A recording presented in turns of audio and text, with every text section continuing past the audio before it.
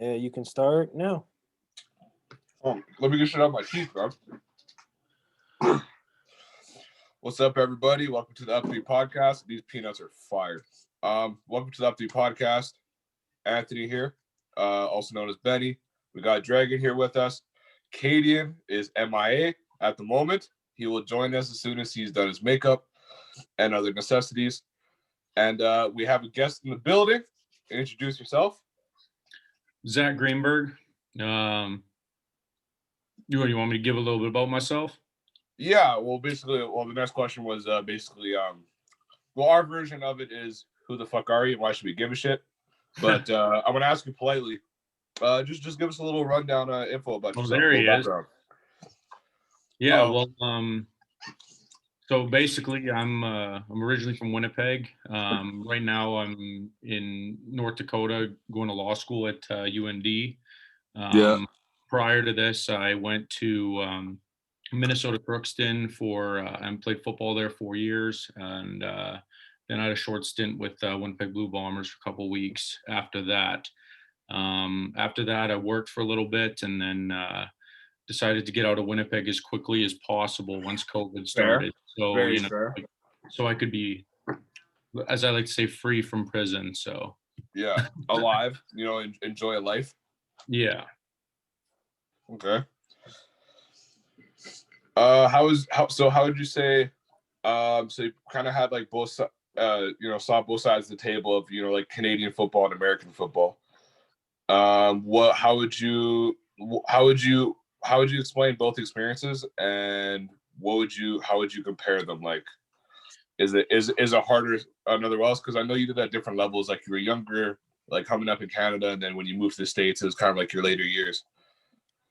Yeah, for me with my position, the biggest difference is in Canada, there's no fair catch. So you got to give that 5-yard zone for no yards. And then in America, obviously there's a fair catch. So anytime I'd play in high school or up until high school, even with CJFL with the rifles, I would, actually be able to try and make a tackle. Whereas it seemed like every punt that we did when I was playing college down here would be fair caught. And I might get the opportunity to make a tackle on 1 out of every 10 punts.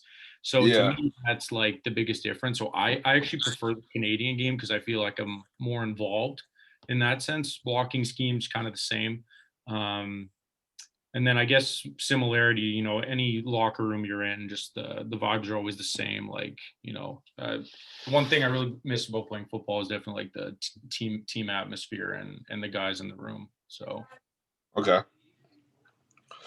And then going to, so in high school, where'd you go? Where'd you play high school? I played at Grant Park, and I've got my Grant Park Pirates jersey hanging up there too. Oh, show it off. Yeah, let me see if I can go pull that down. Okay, it's clean. Oh yeah.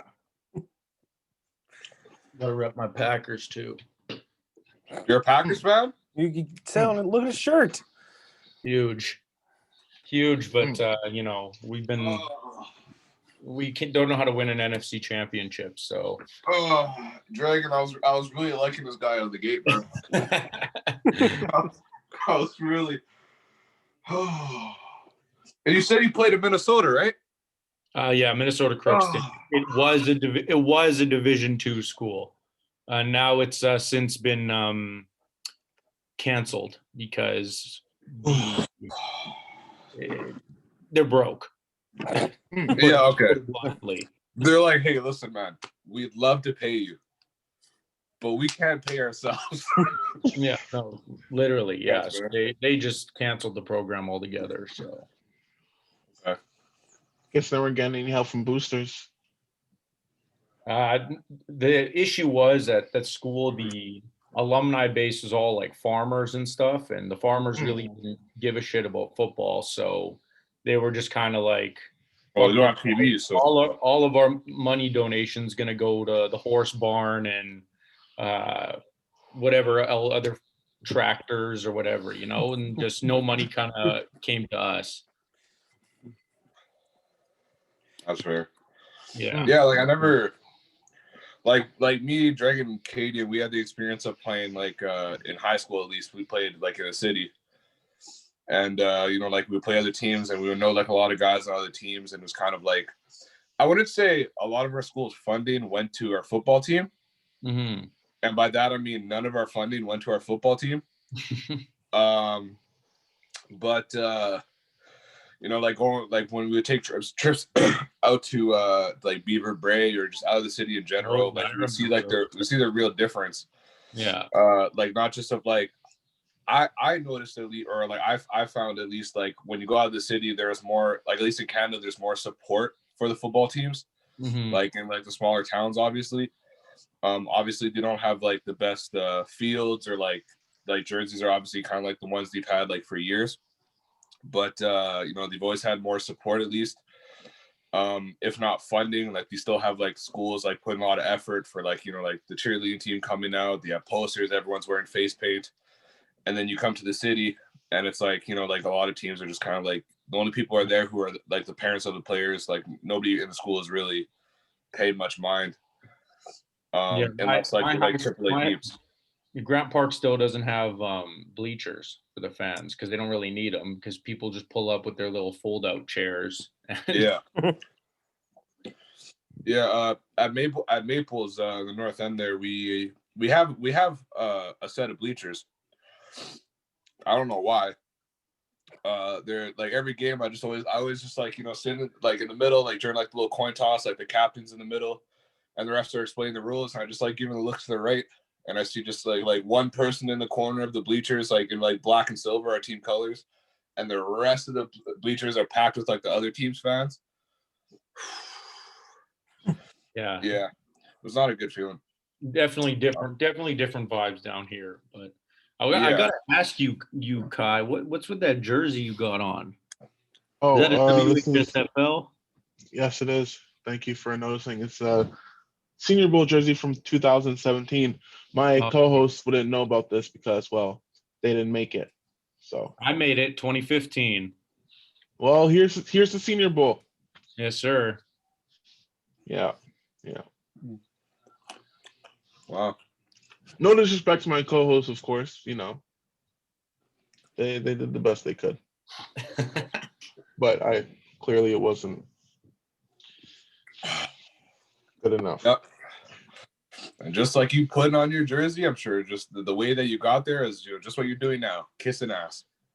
Well, you probably should have kissed ass too, and you probably would have had one of these, but well, hey man, Senior Bowl or dignity? It's funny, Anthony, because in your 4 years of high school, I don't remember you getting an accolade for our football team, because I think I have more than you do. I've got, well, like you were saying, JV Athlete of the Month, Senior Bowl, it just, I don't know where, and I got nominated for All-Decade Team.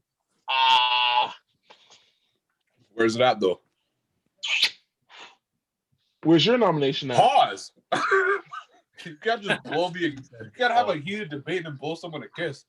It's not a heated debate, bro. It's just me stating the facts. You said where it at. You said where's my nomination? Where am I winning at? But where's your nomination? Where's yours? I'm hearing nomination. I'm not hearing any winning though. Oh. I didn't hear your name nominated either. I didn't. I have bad years though, so. And Anthony, you can't say it's a bad year if every year's a bad year. I said bad ear. Oh, okay, all right. Anyway, so I remember having a bad year. I remember, blocking shed, you making you have to chop block in practice. Hey, Katie, I'm gonna give you one more, and then we're gonna continue because we fight every episode too early. I'm just letting you know you're gonna talk and see what you got to say. It's gonna be the last word. Because here's the thing, right? Chop blocking in practice, man. Like, should I have done that? No. But what we're really gonna see here, not like it's like my stats over the last 4 years. Not even 4 years, sorry. My stats in 2 seasons are better than all 4 years of yours. So We can ask him to get the numbers. You got Dragon up No, here. no. I know those We numbers are can- correct. I know those numbers are correct. I Oh. didn't play 4 years. I played 3. And Okay. Are we really gonna sit here and act like I was a starter in grade 9? I wasn't. So you came back sophomore year, as was I was a starter. So You guys are all Maples guys. Mhm. yeah, yes, yeah. you can tell by the kind of ego debate we're having right now. It's not an ego debate if it's true. So you're saying the street you have an ego.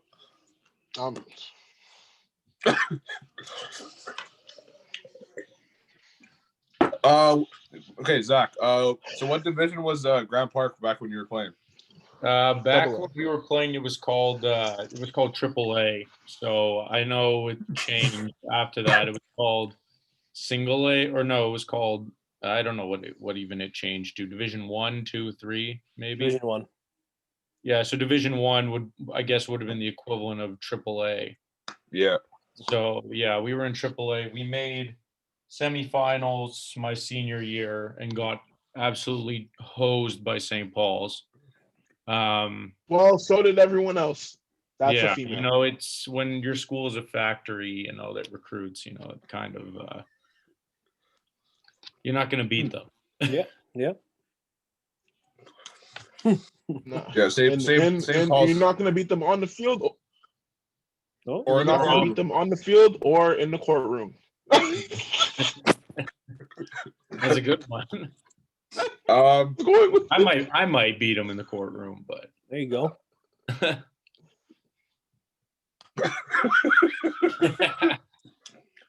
it might take some weeks. well, Okay, man. Stop, man. Stop. Okay. So yeah, St. Paul's is kind of they kind of held the league hostage on the field. You know, bringing in top recruits when you're playing at elite level. Obviously, the top players are going to want to play for you, and you got the right lawyers. Oh, sorry, coaching staff to make sure you know those players keep coming in. You know, and I feel like the coaching staff is good there because, you know, like when a player makes a mistake on the field, you know, like he misses a block, you know, like the coaches there, like, hey, man, you're fine. We'll take care of this. And then, you know, if a player's at a party and he misses, you know, asking for consent, you know, like the coach would be like, oh, it's okay. We'll take care of this. Yeah, St. Paul's, man. What a school. Hey, guys. Yeah.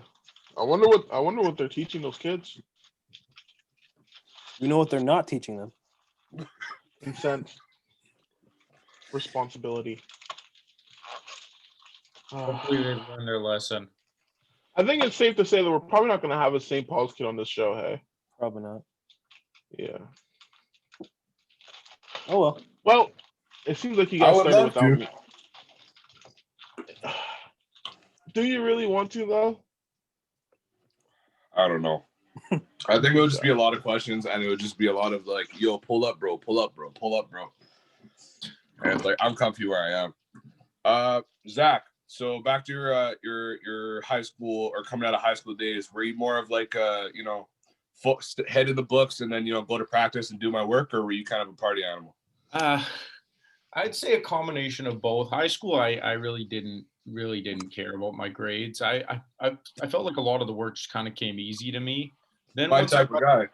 yeah, like I was like, and then in university, again, it was a little bit of both. But I was very fortunate that my undergrad was in like sports management, so like all of my courses and stuff like that were very like, it was me writing papers about like Colin Kaepernick kneeling and shit like that. So like it's just easy, you know, because I talk about that with my friends. And what was your take on Colin Kaepernick kneeling? My take changed over the years. At first I didn't like it, but then over the years it reformed a little bit because at first I didn't understand why, but then after a little bit of time, like doing some reading, kind of learning about it, then I realized I understood why. So now I'm all for it, but obviously it doesn't matter anymore. Well, still an ongoing issue. I think it's still. Oh, for sure. I'm just saying don't matter because he's not around anymore. Well, someone will take his place. Yeah. So I guess it's so, you know, because you know about the whole Colin Kaepernick thing, You're not a Trump supporter, are you? No. Well, That nobody also, that also doesn't matter He's outta anymore. He's also gone.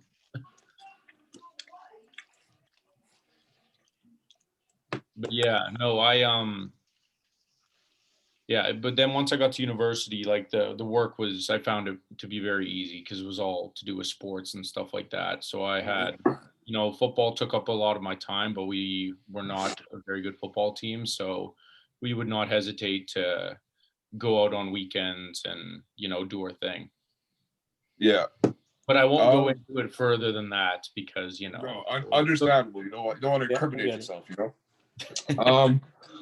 Yeah, I find that, usually like someone outside of, like playing football, the team or playing any sports with the team, you kind of assume that, like the party would be for the teams, like, like higher up, like the more wins you get, the more chances, like, or more luxury you have to celebrate and go out and whatever. But from my experience, me being on playing before that, but at Maples, we did not have the best record the 3 years I played. Before and after we got better, thanks to Dragon over here. But when we played, we didn't have the best record. But I know I can only speak for myself. I forgot English.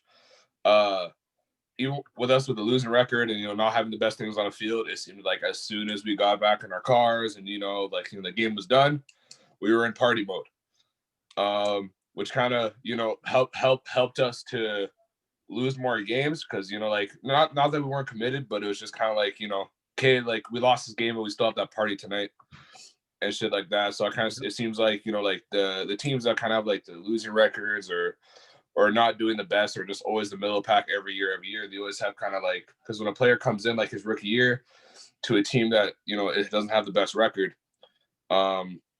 he's going to be relating to an environment where like they're used to partying and shit like that. So like that whole, what's the word I'm looking for? That whole Tradition, culture. The whole culture, exactly. Thank you, Katie. The whole culture is just going to be on a loop, going because the new guys are going to come into the type of culture of partying, win, lose, or draw. And it's just going to keep going on. And I feel like with the winning teams, like those do still party too, but they're only partying in the off season after you won the championship. I don't know if that was your experience, Dragon or Cadian, or Zach. Yeah. I mean, like, okay, I'll put it to you this way: my career record in college was 2-42, so that was so just horrible. 2 wins. One was my freshman year, one was my senior year, and we won the first away game in my school's history. So let's just say that bus ride on the way back. Oh, buddy, that was the Super Bowl. That's the it the was national championship because the team we were playing was also had no wins at that point. So that was our Super Bowl. Though. Yeah, that didn't matter. A dub's a dub. No, exactly. Yeah. Okay. But it's honestly, like whatever about the losses, 2-42, like that's horrible. But like, met some good people down there, so can't take that away. For sure. I remember. Honestly, it was my junior year, so grade 11 year. We played at IG Field, and I want to say we played Fort Francis. Fort Francis. Yeah, we played Fort Francis. I don't know what their record was at the end of the year. I know that they weren't because we're in single A. I know they weren't no title contender or anything like that. But we ended up beating them. I think that was one of our 2 wins of the season. But we ended up beating them at Bomber Stadium. And I know, after that, like it was, I don't know, like second, third game of the year or whatever. We thought we won the Grey Cup. We're, we come running onto the sidelines, like trying to find Gatorade to put on our coach, taking pictures and shit like that. No better. It kind of shows like we're not used to winning, so we're gonna take what we can get. Yeah. 2-42 though, I feel like in that scenario, I would be spending a lot of my time like after practice, a lot of time dealing with a lot of alcohol and narcotics, trying to deal with the mental pain, because that's a lot of I mean, I won't elaborate further one way or the other, but yeah. I'm sure you for personal reasons. Yeah. None of us go to St. Paul, so we can't get out of that. Yeah. Yeah.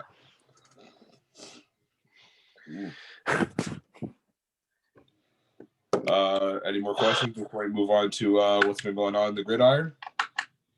Wait. Zach. Oh, Katie, you can go first. No, go ahead. No, you can go first. No, I got nothing to say. You just said, Yeah, but you always have more things to say than I do. So that's right, I do. Yeah. Zach, besides long snapping, what positions you played? Unless you always long snapped, then well. No, well, I started long snapping in grade 9, but I've been playing football since I was like 6 or something like that. So I kind of played all over the field except for, I guess, quarterback, because my weight's kind of been all over the place. Mm-hmm. But in high school, I kind of specialized at defensive end, tight end. But then once I got to college, I was like at the time, I was like a 5'9", 180-pound defensive end.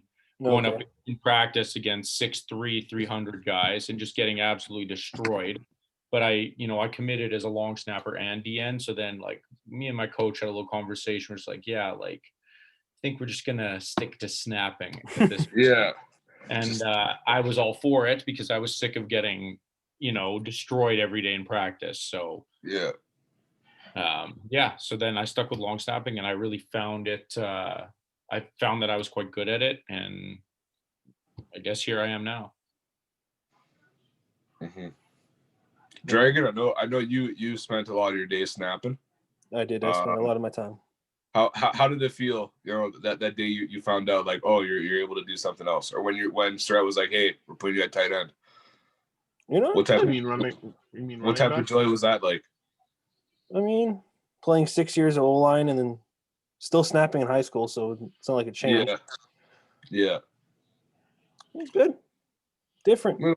I mean, those last 2 years, they were like, hey, let's put you at the end and have you doing like a little, little out route. Little out route, getting 2 snaps at quarterback. That was fun too. Yeah. Didn't really help for our running game, but nope, not at all. No, but it was better for strategy.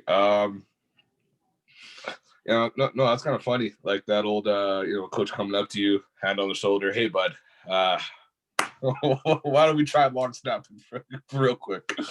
I wasn't really, you could say athletic in high school. I was more focused on the herbal arts and eating. So I kind of just stayed close to the line. I didn't get much looks D-line until grade 12. So the O-line was kind of like, staying there, special teams, and always on the field, but it's tired. And my weight, like you, didn't really go all over the place. I was mostly always at like 215, 220. Mm-hmm. So yeah, don't get me wrong. I was in the coach's ear, like, hey man, like if we put fullbacks in our plays, like, come on, man, like I got you. I did the same thing. I kept in college. I kept asking my coaches to, put me in on the goal line or something like that, or run like a fake, a little extra point pass type of thing. But the answer was always no.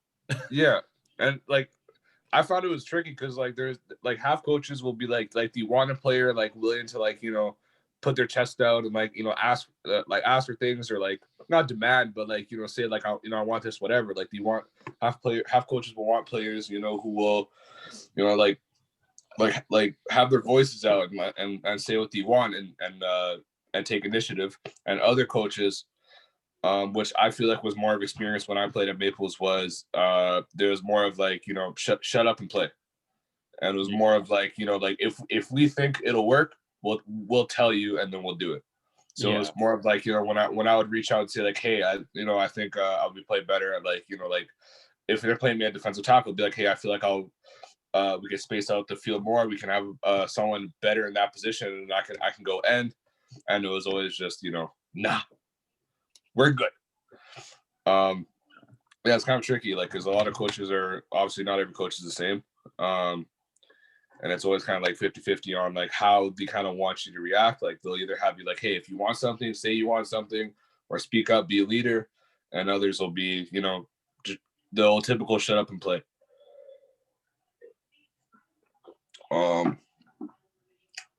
What style, so with that said, what kind of style do you think you would prefer? Like, would you prefer like a coach like willing to like a player's coach, or more of like a guy just like, he's there for the not there like he's there for a check or anything like that, but like he's like, like a stern coach, like kind of like, we're gonna do it my way and this is how we're gonna win? Or did you kind of feel like you had better morale in the locker room, or you played better with like the other way, where like it was a coach like, like kind of joking with you guys, or like you felt like you could really like kind of open up to him? So in my experience, like especially when I was playing college, I think one of the biggest issues with our team was the fact that there was too much going on, too much fun going on, and too much joking around, too much coaches being your best friend type of thing. There wasn't really that like, separation between coach player that there should be. So I think you just need to kind of find a healthy balance in a coach. But obviously if they're too strict, you're going to have guys that just won't want to play for you, so you just Yeah. kind of strike that healthy balance. And that to me, that's the best type of coach that I've ever experienced being with. But someone that'll be there for you, joke with you off the field, but when you're on the field will set you straight when you need to be set straight. Mm-hmm.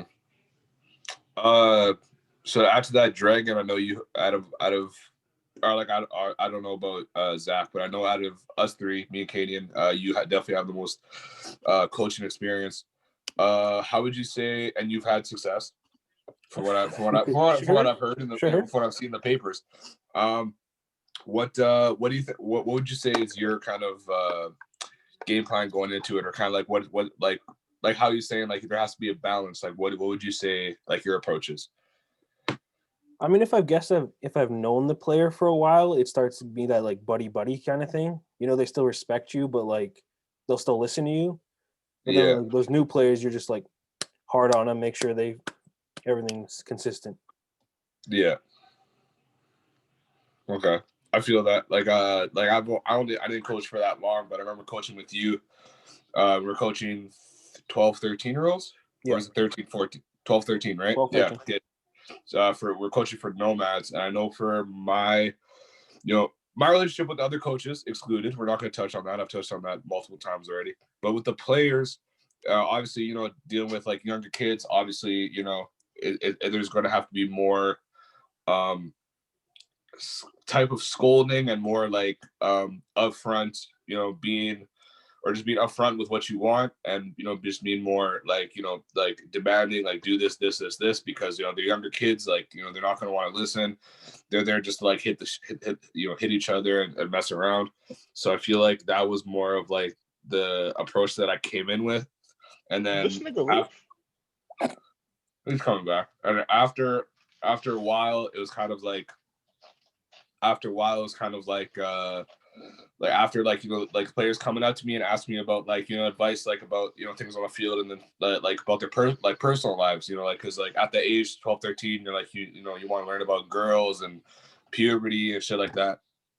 So having questions, so that kind of helped me be able to not open up obviously to them, but I mean like just like you said, more buddy, and I feel like I did an okay job with a balance. I know that for me, I could have done better and not definitely a lot less swearing.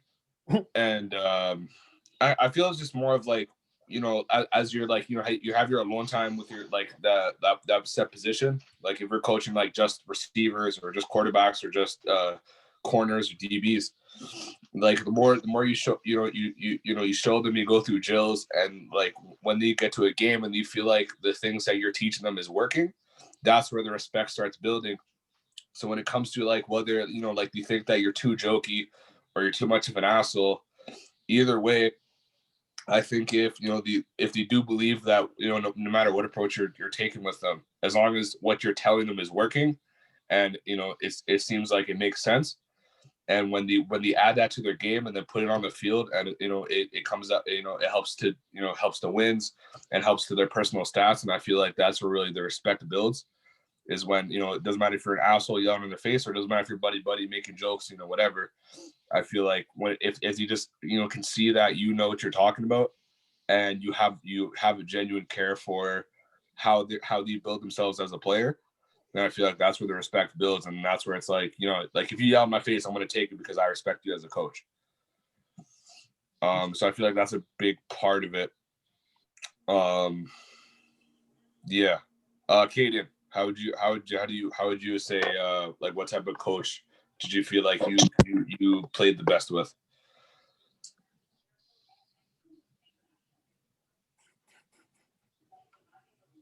Yo, XXX. All okay? right. So why? What happened? Were you just possessed for a second there, bro? Like, Yeah, you was zoned the fuck out there. Man. Yeah, bro. Like, I'm sorry. You're talking to Judas. Nick, I'm listening to you speak. Okay, well, you're going on like a 10 minutes. I asked you a question. What was the question? I don't have too much longer here, fellas. I just wanted to let you know. Okay, that's fine. That's cool. That's G. Kaden, my question was, what type of coach do you feel like, from what you were saying, like for the last 10 minutes, what coach do you think helped you better with your game, and what coach would you prefer? Like, if you had to go to a team like today, like if you were signed today, what type of coach do you feel like, if you had to compare him to another coach you had in the past, or like what type of approach from a coach helps you achieve what you're trying to achieve on the field? I need a nigga that's gonna be hard on me. Pause. Like I can't. I don't want like. It is every pause. Comedy, I don't want like an easygoing coach. Like I used to have easygoing coaches, and I realized like the best is brought out of me when I have someone literally yelling in my ear, telling me like it's not enough, it's not enough, it's not enough. Because then when someone keeps yelling at you, saying something's not enough, you're gonna get pissed, and if you get pissed, and you're eventually gonna do it the right way, then that's when you see if they really like fuck with you. Because if from personal experience, like if a coach tells you something the same thing over and over again, some cats will just give up on you, and you don't want that. So yeah, you don't want a hard ass coach just like one day he's just no longer like hard on you, and because it kind of shows like, okay, he knows that like he tried his best, and you're not giving him what he's asking for, so he kind of just is putting his focus on other players. I feel that. I feel like you kind of need a coach to be on your ass. Dragon. Yes, sir. Anything to say before we move on about that topic? I have nothing else to say. Well, isn't that grand? I think it's time to talk about the old gridiron. Bucks 34, Chiefs 31. Oh. He already knows what I was going to ask anyway, so. Okay. Guys, on top of this nigga's doing prediction. All right. So what has led you to that specific score? And yeah. And that's go it. ahead. I was trying to think of a follow-up, but my mind blanked. To me, I just think Tom's a GOAT, and he just knows how to win. Obviously, I'm a Packers fan, so I'm a little bitter, but I gotta give credit where it's due. And he's just a winner, and I just think their teams. I feel like they're probably a little bit worse offensively, but not too much worse. And then defensively, I think they're way better than Kansas City. So that's why I think they're going to pull it out in the end. But, you can't really – it's hard to bet against Mahomes. So. And the last time they played, Tyreek Hill had 200 yards on 7 catches. So. Yeah. He's a crazy player, the cheetah. The score you said Did you was say cheetah? 31. Cheetah. What'd you say? The score you're predicting was 34-31. Yeah, close game for the Bucks. Yeah.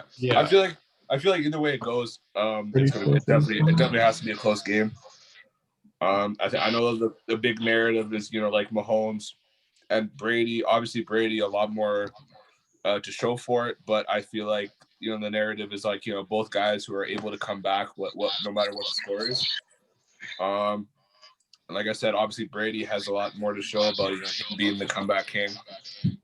I feel like him putting up. I feel like if the Bucs are able to come out hot and get the lead right away, I feel like that puts a lot more nerves on the Chiefs, knowing that okay, now the Bucs are up. Brady obviously knows how to keep a lead, or like the Bucs in general. Arians, I think is a knowledgeable coach, and it's not just Brady. They have a lot of weapons on offense, but Brady, running the team, being the offensive general, he knows how to keep a lead. He knows how to keep his guys, not thinking like too early, like that'd be one, like it's not over till it's over. In the wise words of Kobe Bryant, the job's not finished. So I feel like until the last whistle is done, Brady's going to be able to keep his guys in check. But on the Chiefs side, there's going to be those nerves of now the other team is in the lead. They have us by 7-14, and you got Tom Brady leading that team. So now we have to do what we can to come back. But even when we do come back, he's never out of it, because if it was the other way around, it would be tied by halftime. So I feel like there's a lot more nerves, I would say, on the Chiefs side, because it's a lot of pressure on both, obviously. But I feel like if Brady loses this one, it's a lot less taken off his credibility than if it were to be Mahomes, because even though he's still young, he's still a rising quarterback. I think that this is kind of seen as like a kind of passing of the torch moment, where if he wins against Brady, that kind of solidifies like, okay, Mahomes is kind of like the top QB in the league right now. So I feel like there's a lot more pressure on the Chiefs side. I want to say now personally, I want the Chiefs to win, because I just find it like it just annoys me that like at the start of the season the Bucs didn't start too great. And we're like, oh, Brady's finally showing cracks in the armor, and then weeks later the guy's in the fucking Super Bowl again. So I'm wanting the Chiefs to win, but I'm going against my beliefs. If it were a betting situation, I would have to say the Bucs, because I've learned from experience to never bet against Brady. It's lost me a lot of quite a few bucks, and it's gave me some sleepless nights. So I gotta put my Bucs on the Bucs. Bars. All right, fellas, I got to take off, but it's been real. I appreciate you guys having me on. For sure. Thank you for coming on and sharing your story and everything. We appreciate it. Hopefully we can talk to you in the future. Yeah, we'll see you guys if and when I ever come back to Winnipeg. Sounds good. Fair enough. See you guys. Good. All right, you take care, brother. So I have a question. Like, are we just like ugly, or like are we annoying? Because like this is the second guest in a row that just dipped. Like you could tell he was trying to study. You could see his pen. Yeah. No, I feel him. Goddamn lawyer. But like we came in on time. We agreed on 6 o'clock, and he just kind of dipped right away. It kind of hurt me emotionally, man. I'm like, oh, well, we can have heaters part 3 now. Heaters. Yeah. Heaters. Fuck is that? You guys fighting each other. Oh, hey, you're muted, by the way, right? I think it's everyone's best interest to just huh? Cadian's muted, by the way. What was that? Cadian is muted right now. I'm pretty sure he knows. Okay. I'm sure he knows he's muted, and he's muted for a reason, probably, which is it's his business.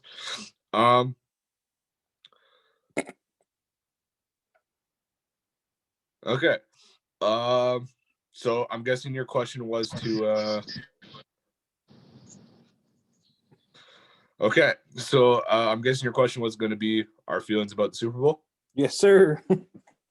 Okay, so I'm saying again, I want Brady to just kind of like lose and then retire like fucking he should. Mm-hmm. I'm not saying he can't play, but I mean, like, bro, like you've already done enough. Like, just stop. He's holding the league hostage. But I'm gonna say if I had to put money on it, it'll probably be Bucs 35, Chiefs a touchdown below. So 20. 35, 28, 29, yeah. Okay. Well, how you feeling, buddy? I don't know. I really do not know for this one. I'm leaning both ways. Okay. But the Chiefs also don't have both their starting tackles. So this game's going to be won in the trenches. So I'm going to have to go Bucks. Yeah. I know the Bucks. The only people I know apparently is missing is, I'm pretty sure Cadian told me AB's hurt. I don't know if he's still hurt, but possibly. Yeah. Did Mahomes get the green light to even play? Because I know he was hurt too. As far as I know, everyone's good to go. Okay. Cadian, how you feel about it?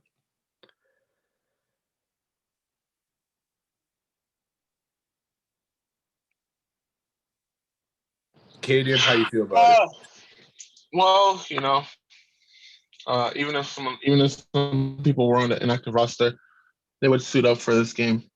Even on the only way people aren't playing is if they absolutely can't play. Yeah. I feel like an injury, you're not gonna miss the fucking Super Bowl. Yeah. I mean, it's the Super Bowl. It's the biggest game of the year. Other than it's the biggest champion. Yeah. Yeah. If you would let me finish, I would have said that. I just said something. Anyway. I mean, it's okay, man.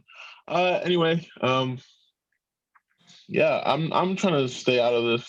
I don't know who I'm gonna pick. It's who I wake up on. I'm gonna wake up on the morning of Sunday, and I'm just gonna pick a team because the last 3 years I've gotten the last 3 Super Bowl picks right. So I picked the Chiefs over the Niners. Chiefs won. I picked the Patriots over the Rams. Patriots won. And then I picked the Eagles over the Patriots, and the Eagles won. So I'm 3 in a row right now, man. If I mess this up, the streak's over. Are you 3-0? And if you don't believe, I am 3-0, bro. I'm telling you. What Super Bowl do we want? I have snaps to prove it, bro. You have Snapchat memories. I have snap memories to prove it, bro. Okay, I'm talking Super Bowl. I'm talking Super Bowl day, 7 in the morning. Chiefs beat the Niners. Calling it right now. You heard it here first. Okay. So, behind Sunday the morning, I'm gonna wake if you up. want to send me those, that'd be great. So starting on Sunday, I'm gonna wake up and just whatever I feel like, I'm just gonna put it on. Okay. I just don't know where I'm gonna be because I might either be at my crib or the next nigga's crib. Pause. The next nigga. Pause. No space in between. Yeah. No, I'll let. No, it's okay. But the joke, the number of uses, it's getting smaller, bro. Yeah. We can only use the joke so many times now. So you feel a way about this joke?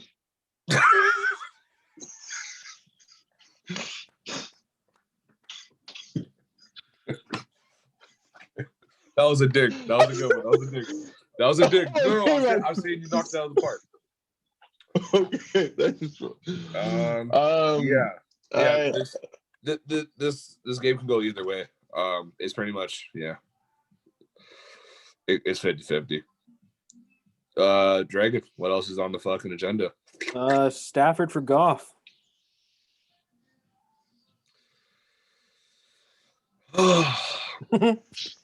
Well, the Rams definitely, by doing this, you want to run right away.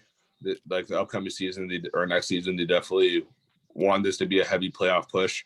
Yeah, because Stafford is not a quarterback that you trade for the future. He's 32, 33. He's I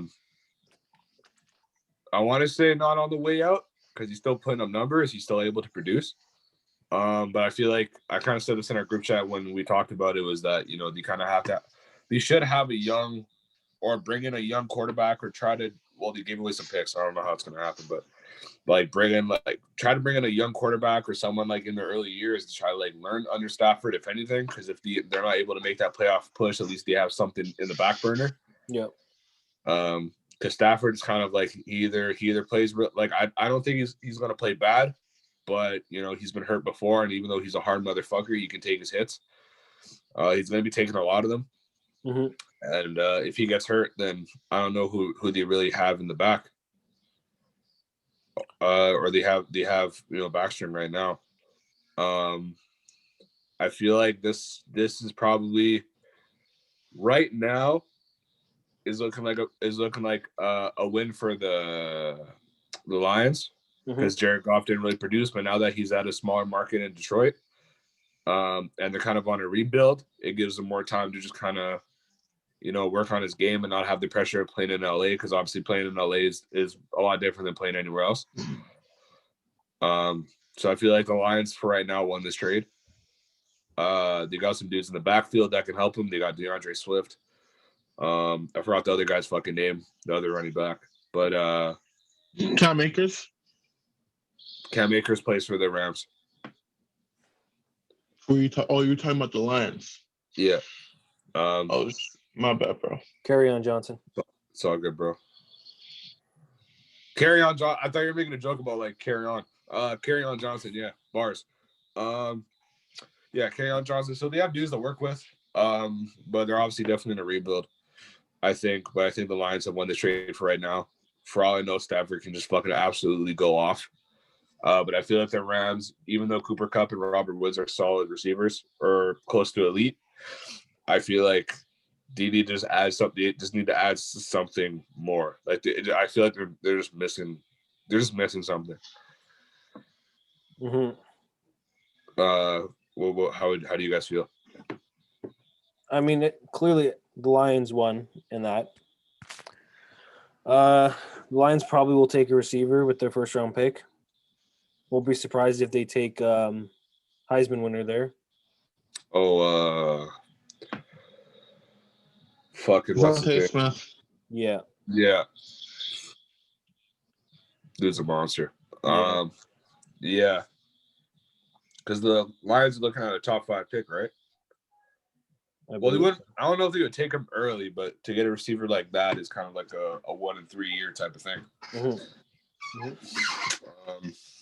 Yeah, they would probably. I know they're definitely looking for an offensive player. If they end up getting like a lineman or something like that, they're fucking stupid because now they have Goff, who is still young. They need to build kind of weapons around him, and the draft is the best thing for that. So I feel like them getting anything besides a type of receiver, like a receiver, wide out, slot, or a tight end, if you get anything besides that, I feel like they kind of fucked up there. Mm-hmm. With their first pick anyways. Yeah. So the Rams now don't have a first round pick in 2021 from the Jalen Ramsey trade, and 2022 and 23 from the Stafford trade. The last time they picked up the first round was in 2016 when they drafted Jared Goff. And now that's the reason why they don't have it anymore. Yep. Sick. Well, the Rams are fucking up, but second round they're kind of going to be scraping. I feel like they're going to do. I feel like if anything, they're just going to try to build their line to keep Stafford safe, because I feel like they know that the guy's older and he can't take fucking like if he's huh? You can't take Molly Whoppers. No, like if Stafford can't be standing there, back turned, and he's got Chase Young, who locked in, running out a straight line. If he takes that hit the next week, he's not getting up. He's going to be on ESPN saying how how he's going to remember the game of football, or we're going to see a lot of RIP posts on Instagram. So I feel like they're going to build they're going to use those late rounds to try, or those second to late rounds to try to build their line. That's what I would do anyways, just to try to keep them safe. Because if they're going for that push, like I said, they have weapons. They can trade for something better when it's the off season. To put another weapon on offense, but I feel like the trade they definitely got to build that line. Yeah. Because Stafford, he's a hard motherfucker. Like he won't feel the pain, but his legs is going to be fucked. Pause. Semi-pause. I didn't see the need for it, but understandable. No, bro, you just said he was a hard motherfucker. He's a hard motherfucker. Yeah. Pause. Is it though?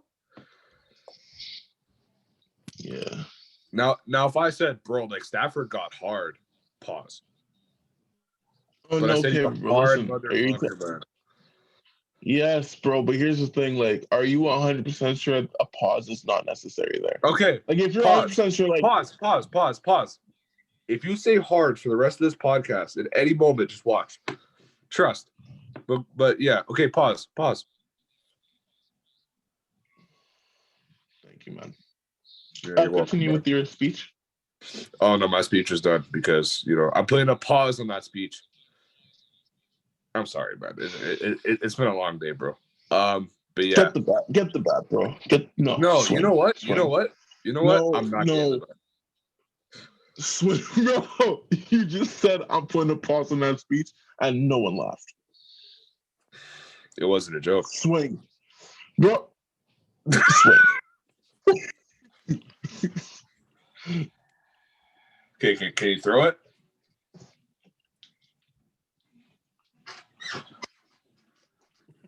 Oh. So this is what we're doing now. All right, next up, Dragon. More news coming from the LA and Detroit news. LA was trying to trade for Aaron Rodgers before Matthew Stafford. Aaron Rodgers isn't leaving, bro. He's not leaving, man. Ever since he made Brett Favre leave, it's been mandatory that he stayed. From then until now, I think Aaron. I feel like it's either he leaves or he leaves the game of football, or he stays in Green Bay until the end, because I don't see the point of him going anywhere else. Like right now in his stage of career, like he might as well just end his career. Like he came into Green Bay and he stayed until the end, did what he could. Yeah. Mm-hmm. Because there's even talks about like him even calling it quits after this season. So I don't even see the reason for them asking for Rodgers in the first place. The return of college football game. Yes. Okay. I've been asking for it. I've been saying, if EA can give us either college football back or NFL Street, I would have been happy. Even though I would love to play a new version of NFL Street, NCAA 20, I don't know, probably be 22. NCAA football 22 is going to be blessed. I think it's Dynasty mode, which is like their career mode. Yep. Dynasty mode is it, bro. You don't have to have no story. You don't have to have any cutscenes. It just has to be blessed. If they just have it how they did like in like the 2009-10, that's blessed. But I gotta have a solid Dynasty mode. Because you guys know I'm a career mode guy. I need Dynasty mode to be blessed. So honestly, I've been starting a silent petition for EA to give up the rights to Madden NFL and give them the 2K, because this is also true. Because EA Madden NFL insert number is the same game every year, just with updated rosters. But what would you say to the people saying that it's the same? That's the same thing for 2K. It's not. Like, I would say, okay, well, even if 2K, okay, what do you mean? It's not, because EA Madden NFL, like, they're the same game. It's the same game every year. It's sure you get better graphics and hold on. Sure, you get better graphics and updated uniforms and updated rosters and maybe a franchise mode that is going to be good, but it never is. With 2K, you get a micro mode that's different every year. Like, it's never the same story each year. Like, from 2K14, not even from 2K like 12, since they brought in my career, or 2K11 to like now, each story has been different. They've always tried to make the game better. Even on next gen, they like try to make the game better, like better visuals, better storylines, better animations, better everything. New animations.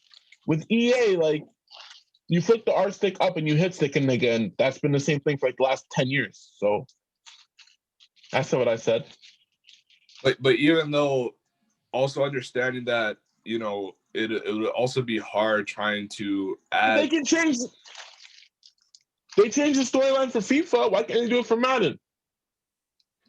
Okay, so like I was gonna say, animations wise, it's kind of hard to edit the animations to where it's like, because a lot of it's like, when you run into a tackle, you're not breaking the tackle the way the animation is. But at the end of the day, if you had it like, what's that football game called? Blitz?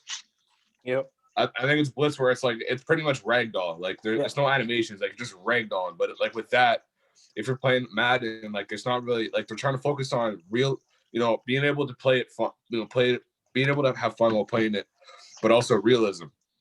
If you just have it with no animations or set animations where you're just ragdolling and you're just like doing flips and shit while trying to chuck someone, it's not realistic. And it kind of takes that away from the game.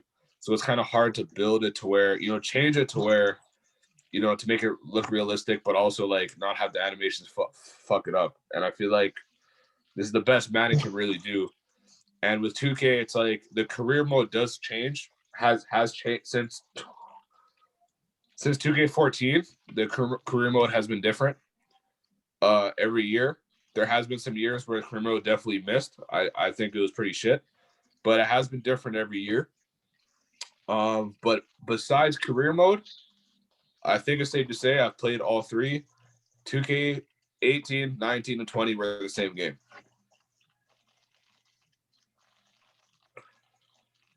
And 2K21, I haven't played on PS5.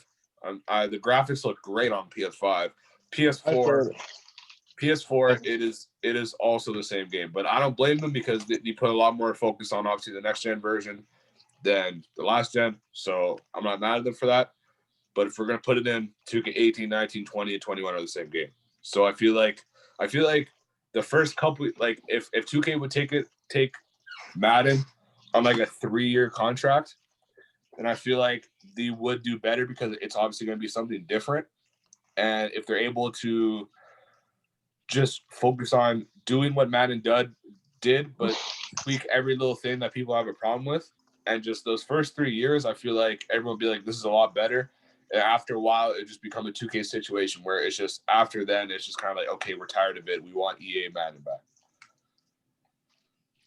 But I feel like if any gaming company, Rockstar could take Madden, and people would be like, yo, this is a lot better than EA's version. NCAA football, man. At the end of the day, bro, it doesn't matter how glitchy it is, bro. I'm buying it. I think that's a mandatory buy, whether you even played NCAA before or not. I think it's mandatory. I never played it. Award predictions. Let's name them off real quick.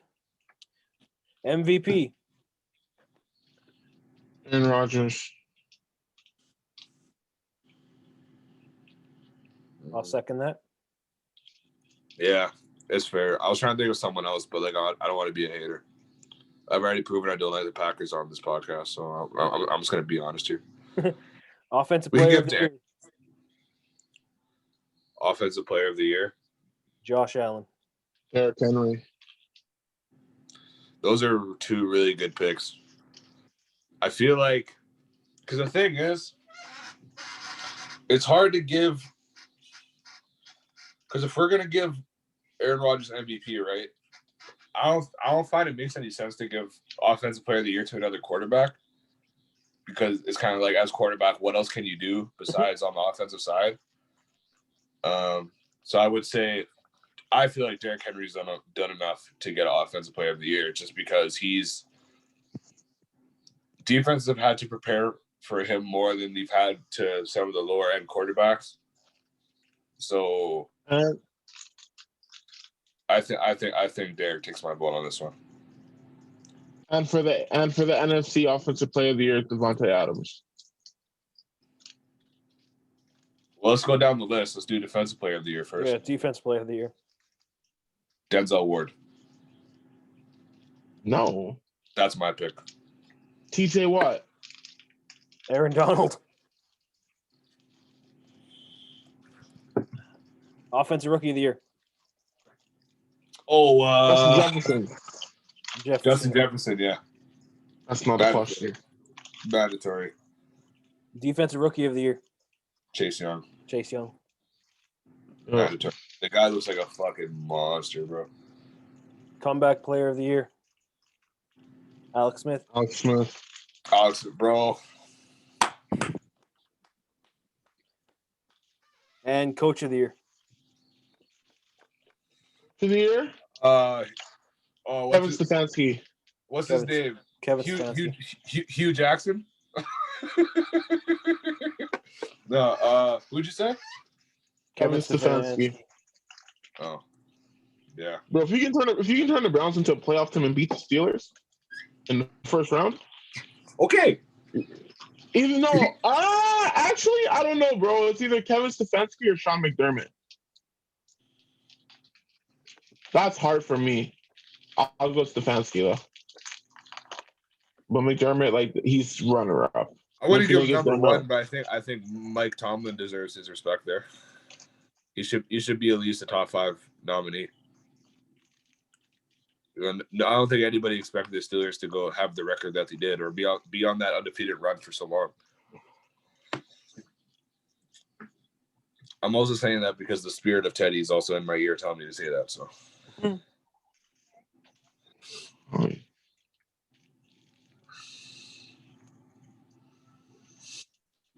That's all I got. Oh boy. I'll go through the news feed real quick, see if there's anything interesting. There's nothing interesting. Oh, it's just a boring life. So what's next? Concerns or heavies?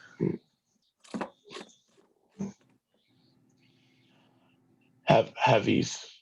For heavies. Sure. Okay. Because I took my time with concerns this week. All right. I'm if it is what I think it is, I will be prepared.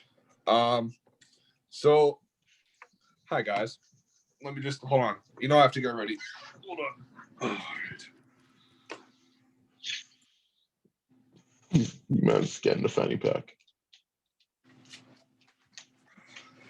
Sorry, Katie, did you say getting the fanny pack that you can get from Up3 Podcasts on our Instagram channel? Follow the link. I did say that. All right. Welcome to the Benny's Heavy segment. Before I get into the top 5, all I really have to say is Katie has been telling me and informing me that Playboy Cardi's deluxe version for a whole lot of red is on the way. I'm just gonna say this now. I just wanted to say it in public view, so y'all can know where I stand. Not that y'all care. I don't care. Whole lot of red flopped. Playboy Cardi is he disappointed me, and I'm very, very, very confident I can say I'm no longer a fan. He has done his part. He has made plenty of good material. No, bro. No. Let me finish. He has made plenty of good material and good songs, and Magnolia is still a cultured song. I understand. I am no longer a fan of Playboy Cardi. And you can't say that, man. I did say that. Bro, listen. Bro, I understand. You think I don't understand, man? I was waiting for it too. I waited 2 years for a whole lot of red, and he dropped that. But, bro, the deluxe is coming. Let the deluxe come first, man. Because, listen, man, he has hits. Earthquake, Shooter, Magnolia, Woke Up Like This, Fall in Love. Long time. I ain't had shit in a long time. Yeah. Come on, man. Don't do this to yourself. Bro. Don't. Poke it out. Playboy. Good. Come on, man. The same way where 100 racks. 100 racks, bro. Fetty Wap took over an entire year, and no one has heard of him for quite a while. So I would say there's a lot of Fetty Wap fans out there. Playboy Cardi was absent for a long time, and then came back with a whole lot of red. And I'm gonna be honest, Katie, even though I feel like there's gonna be songs in the deluxe that will be good, if he had any shit that's gonna hit, bro, he would have put it on the original version. And even if his plan was to save a lot of good songs for the deluxe, I'm even more pissed because he made us wait for the album, get that, knowing that the better songs are on the deluxe. I don't care, man. I'm sorry. That's where I stand. You're really not a fan anymore, huh? Don't be wrong. When the clubs open again, bro, and that song plays, I will be doing this. Okay. But other than, when it comes to moral support and me caring about when news comes out about him, I'm done. And at the end of the day, it's come to the point where it's either him or Uzi, and I'd rather support Uzi. Okay, hold on, man. Even if he drops Kid Cudi?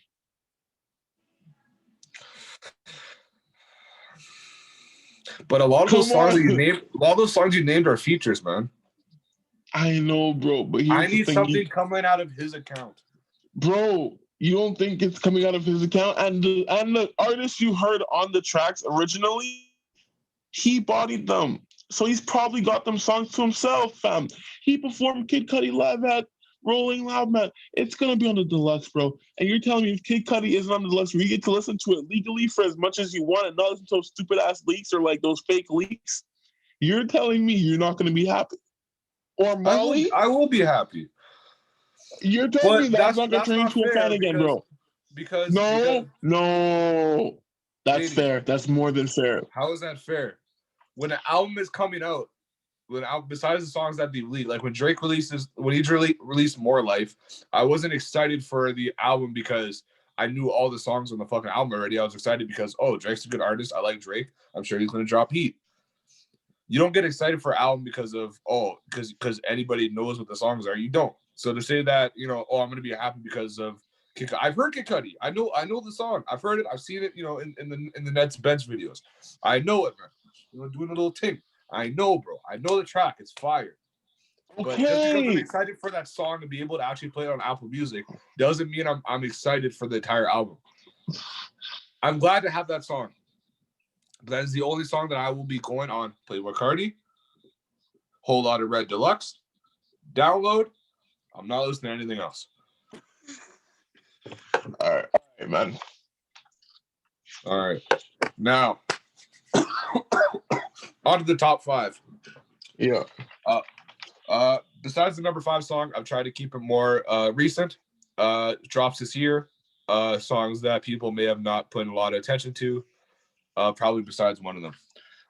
Number 5 song I listened to while so my parents moved a workout station in the basement now, where our little round table used to be. There's now a workout room, and today I was you could say lifting weights downstairs, and my mom played the song I Saw the Sign by Ace of Base, which is just if you can't catch a rhythm to that song, bro, you can't catch a rhythm to anything.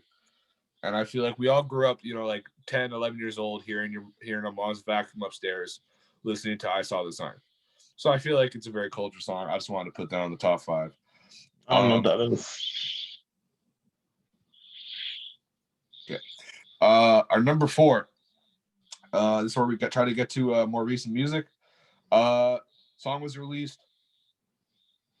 The music video was released a week ago. The actual song, I believe, was released 2 weeks ago or a week and a half ago. Dead Broke by Lil Skies. Lil Skies is not recently. He hasn't been doing much, but I know in 2018 he was one of my top artists. I like the way. He didn't miss in 2018. Huh? He didn't miss in 2018. He didn't miss. No. I think he's had a good run. He has a not a hefty resume, but he has good music. I would say it's acquired taste because he's really a lot of like cheesy bar focused. And he has tattoos on his face. Yes, and he has a lot of tattoos on his face that kind of scare away the older crowd.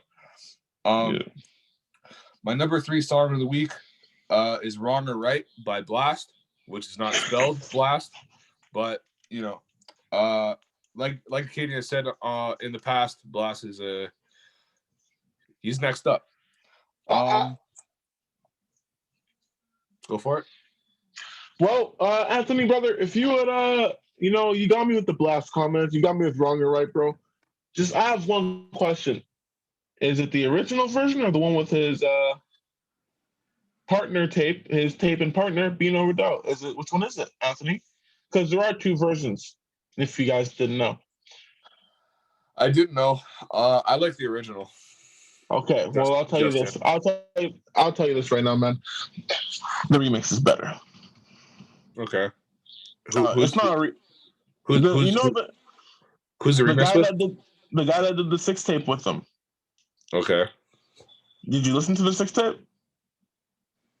Okay, listen. Why don't you stop wasting my time, and you do Benny's Heavies properly when you listen to the 6 tape, bro? Because you think Wrong or Right has shit on the 6 tape. The 6 tape is way better than that.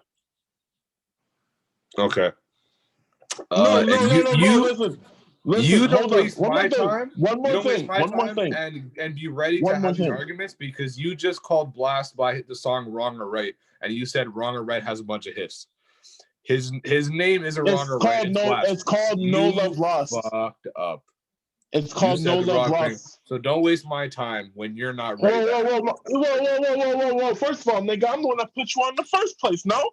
No, you didn't. I already told you Lauren put me on before you, so you can have these things. And if we can look back, okay, fine. Lauren, I've put Blast on the top 5 before. But you know what? Okay. I put Blast on the top 5 way before. So you don't talk to me about I put you on. I'm sorry? You know what? Okay. Well, you know what? I guess it's just a fucking cold world then. Okay, man. Why, bro? No. Listen. I told you from time. Fuck. I told you from time. Motherfucker, nigga. I told you. Drop it again one more time, motherfucker. I told you from.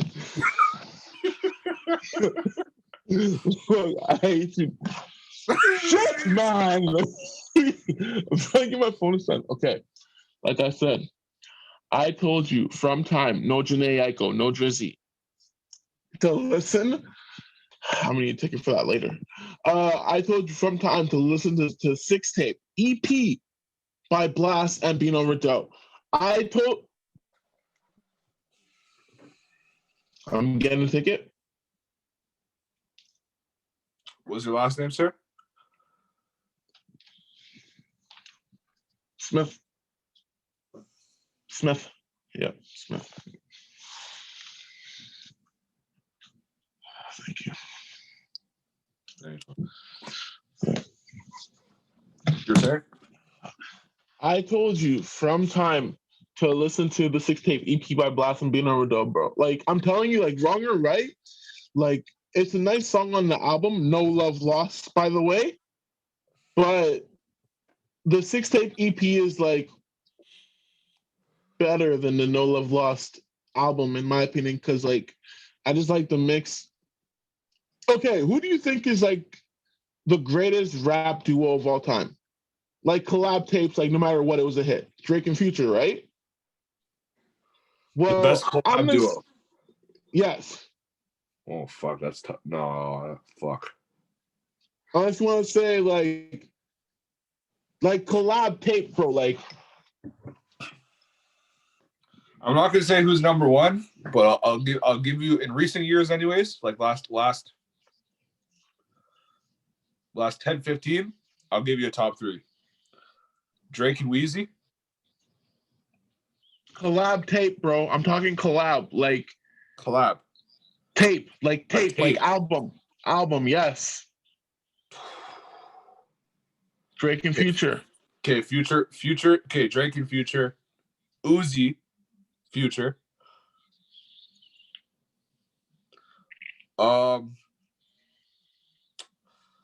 Chris Brown and Young Thug. Yeah. Okay, so watch this, right? Blast and Bino, the tape that they did is better than Chris Brown and Young Thug's tape, and it's better than Uzi and Future's tape. I know I'm making a bold statement on your segment. I know this is your segment, man, and I know making a bold ass statement by saying that. I'm backing it up. All you have to do. This is the 6 tape. It's called Six Tape. There's 6 songs, bro, and it's 6 for 6. Full Toronto. No misses. I will take a look after this episode. Please listen, bro. If I don't agree with you, you're gonna hear about it, bro. I know. I'm prepared for the consequences. Okay. I told you, it's better than Chris Brown and Young Thug's tape. It's better than Uzi and Future's tape. Bro, I'm telling you, hits. Okay. No different, no Ty Dolla $ign, no SZA. It just hits. Okay. Thank you. We'll see after I listen to it. Where the fuck? We'll see next week. Don't worry. Number 2, Rose Gold by PNB Rock. Nice tune. PNB, I think. I don't think he misses, bro. I think his voice is good for any type of track. Holy shit. And the number 1 song, my first time listening to this song was Katie and Was Present. Pause.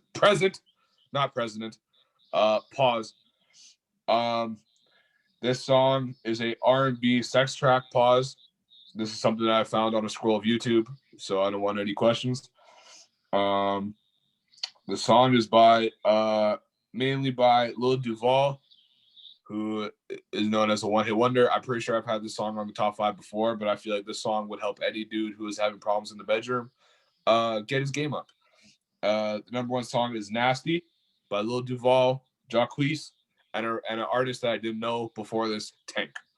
And when I said sex track, I think you guys probably saw it. Jacquees is coming too. All verses in the song did not miss, and I from experience have put in absolute work to this song, so that takes the number 1 spot. And that's Benny's Heavies. Do you guys have any songs or artists to shout out? I'd like to give an honorable mention. Yeah. I was recently scrolling back in the day, looking at some old throwbacks. Motherfucker. Looking at some old throwbacks, and I found a gem that was a classic back in the day, but we just the audience just wasn't mature enough to accept it for what it really was, a true love story. And I just think it's going to be more appreciated now because the love story and who was written about and who it was for, they are on the verge of breaking up. I'm talking about the one and only power couple, Kanye West and Kim Kardashian West. And the song you're going to shout out is Bound To? The honorable mention is Bound To, yes. I think it doesn't get...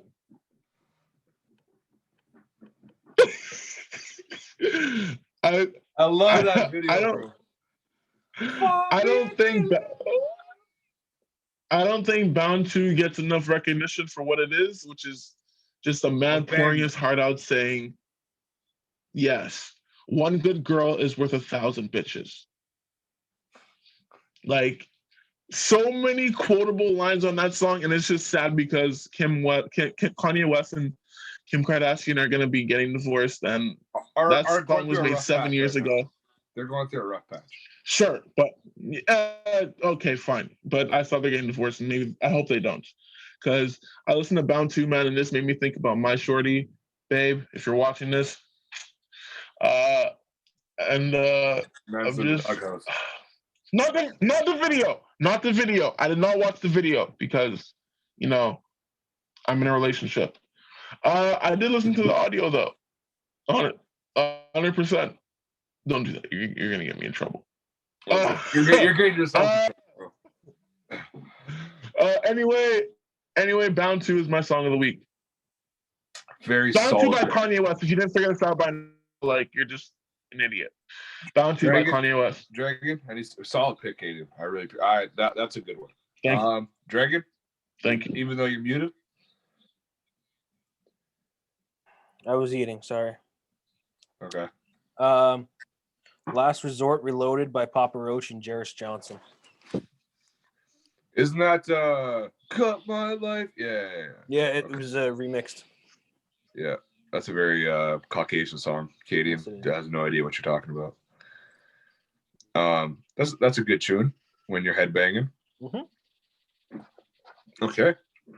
I think that's it for Benny's Heavies. Drake, before we go, if you want to go that, bro, with that album, anytime, bro. Hey, anytime, bro. Please. Please. That's about it. Oh. Wow. Where did this come from? Where'd you get that, actually? Glad you asked. I got this. I was scrolling through Instagram one day, and I was like, "Fuck, man! You know, like I have all this shit that I take out of the house, but I have nowhere to put it. You know, I don't want to keep it in my pockets. You know, I have my douche flute. I don't want it to leak in my pocket. So I was like, I need a fanny pack, even though some older dudes would say it's gay, or call it a purse. I need a fanny pack, and I found this this account, Up3, and they had a link to all their merch, and I got me one of these. And hey, it's comfortable, stylish, and yeah, Portable. Did I say it was stylish? Yeah. Okay. Well, thank you, Anthony, for giving us Benny's Heavies, and thank you, Dragon and Anthony and myself for giving you considerations. We're gonna switch it over to before I take over with Kai Concerns, is there anything that anyone would like to say? Any statements or wrongdoings that they think they committed in the past week or so? Before I address this, anything you want to say, like an apology or anything? Because I'll tell you, I got a book, and this Kai's Concerns for this week is gonna be on a short leash. Okay. So before I open this book and read my story, does anyone want to say anything? Yeah, the other day I got I was hanging out with a shorty friend, a female friend of mine. Uh-huh. And she said that, when she came to pick me up, and I got in the car, and she told me off the gate that it was her time. It was her time of the month. And I knew that, okay, so what I say is going to be checked, and I need to make sure I'm on good behavior. And we went to her house. All I did was offer her, hey, I'm hungry. I'm going to order something on Skip. Would you like something to eat? And she looked at me and said, oh, so I'm just some fat bitch now. And then proceeded to yell at me. And I said, well, I could leave. And she was like, yeah, then fucking leave then. And so I left. I don't think I need to apologize for offering someone food, but I feel like, if she was hurt by that, I feel like, I'm sorry. If you're watching this, you probably aren't. Other than that, I put an empty iced tea bottle in the garbage instead of the recycling. That's another fuck up. Besides that, I think for the last week my hands have been clean. Okay, thank you, Anthony. Dragon, how about you? Anything you want to say or apologize for in the past week that you feel like you did wrong or anything? Did he say no, Anthony? He hasn't said anything yet. He said no, didn't he? Did you say no? Oh, okay. That's okay. I can wait. I think he's either waiting for something to happen or he's thinking. I don't believe so. All right, well, motherfucker. Here we go. How much time do we have left, Dragon? So, anyway, hold on, Keaton. Sorry, Keaton. I'm just asking for right. I'm asking for your Anthony. sake. Kaden, I'm asking this for your sake. Hold on. Dragon, how much time do we have left? As much time as we want. Oh no. Oh my God. Proceed. All right. And Kai's Concerns. This story's gonna take a little time, ladies and gentlemen. And my 1.5 co-hosts apparently. So there's a story here that I'm reading. And I'm trying to put this in perspective of just people, you know. So Christian apparently was at work, I would say last week, and he was hanging out with Jose, and Jose happened to get his lovely girlfriend Kate to end up working at the same place as Christian did, right? So Christian and Jose were really great. You know, like everything was fine. You know, they always like had some laughs. They had a good time whenever they were together. And then Christian knew that when Jose got his girlfriend to come to work, you know, things would change, but he didn't think it would change, you know, on the first day of the job, you know, on the first day of her working there. So Christian just minding his own business, you know, because Jose and Kate are on break because they have the same schedule, and Christian was doing a little extra work just to make sure that, you know, he could help out around, you know, the crib, the warehouse, the store, you know. And Christian's just minding his own business, you know, waiting patiently so he can get his work done, you know, because that's what he does. He works.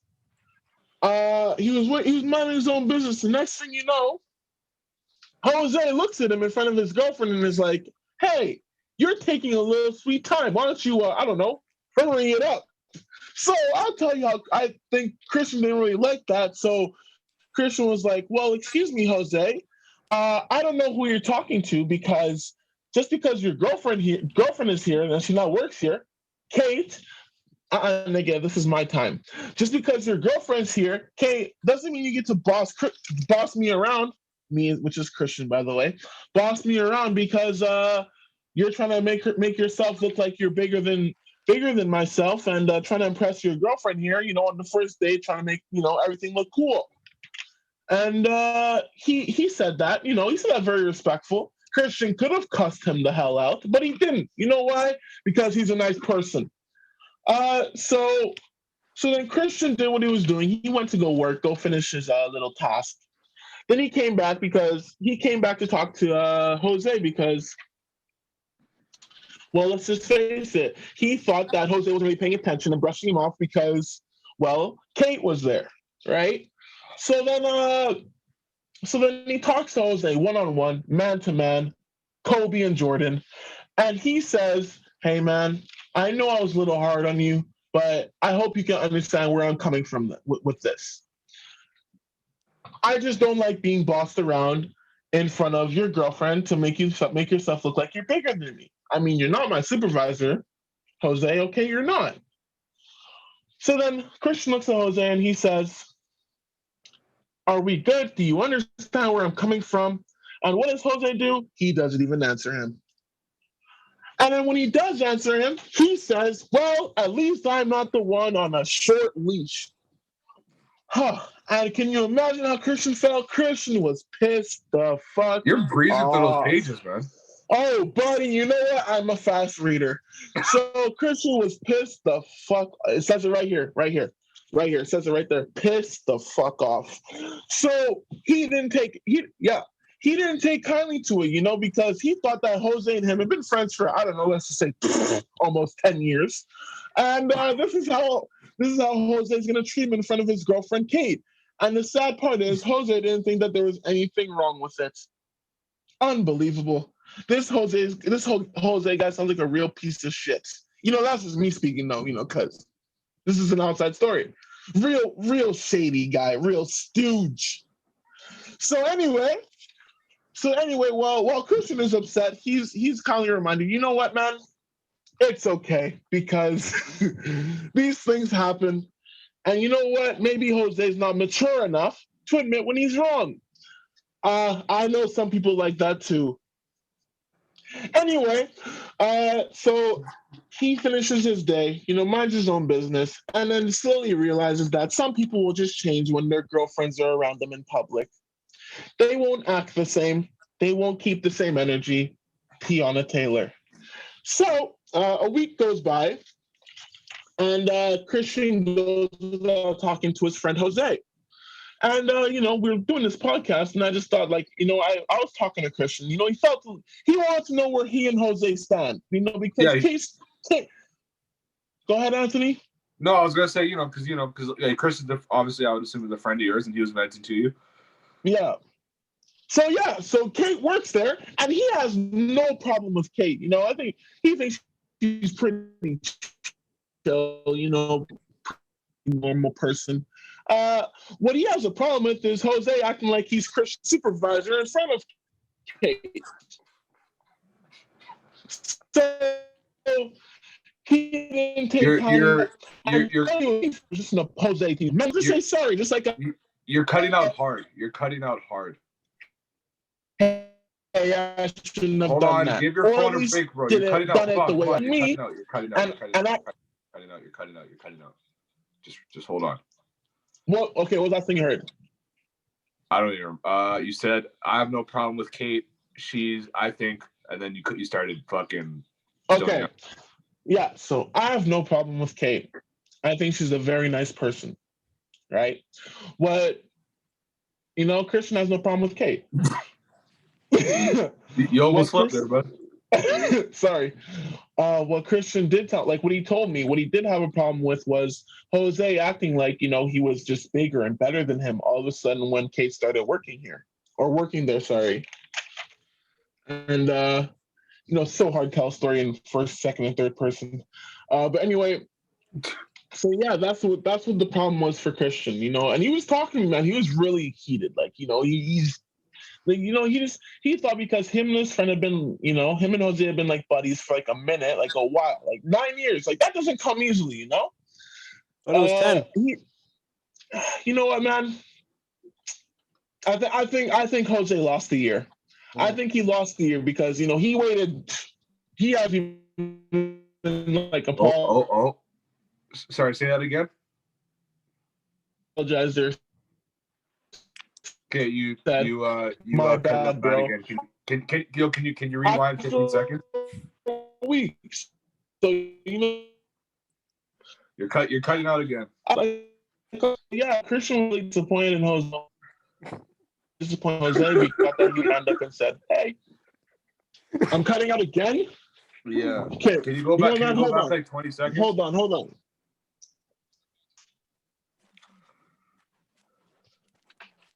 Okay, what did I say?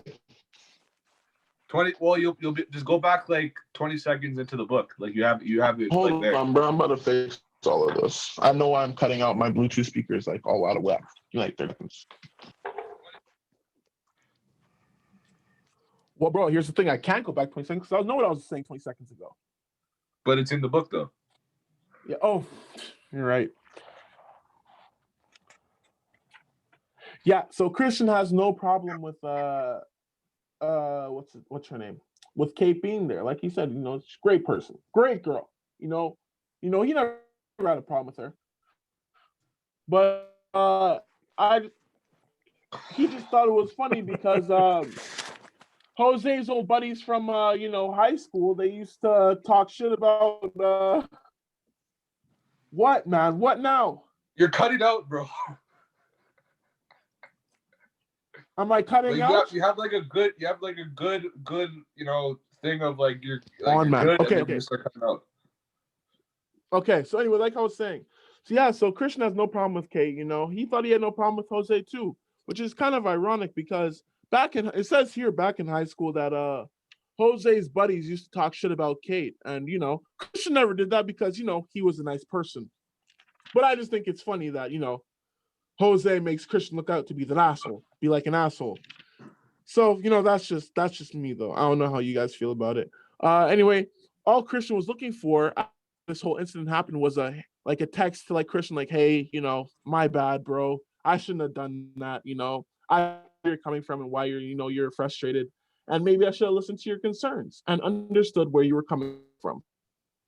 But he got that, so he was a little pissed, and he just wanted me to tell you he wanted to tell you guys and like the people listening his side of the story. So that's a big concern for me. Like that's a big concern for Kai.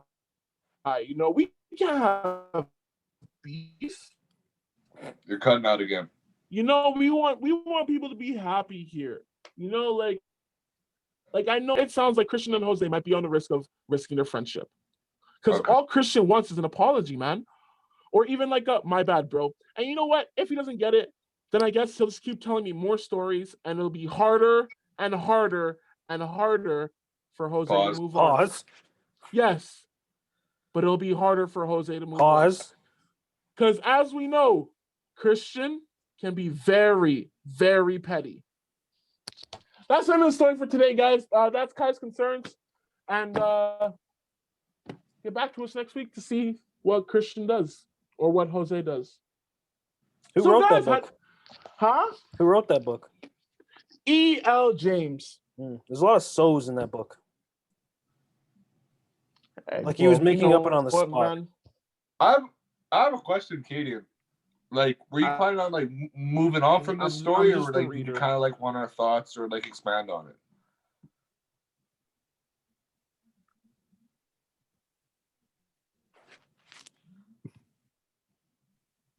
Pardon me? Did you want to move on from this? Like, did you just want to address that, or did you want to expand on it and like have our opinions on the situation? Because where I'm coming from, I feel like I'd love to have your opinion. Okay. So what I was gonna say was I feel like it was only fair because obviously Christian is a friend of yours, and he told 100%. You the story. I feel like do you have either of you guys? Because I don't know these dudes. They sound like whatever. Do either of you guys have any update on Jose's side of the story?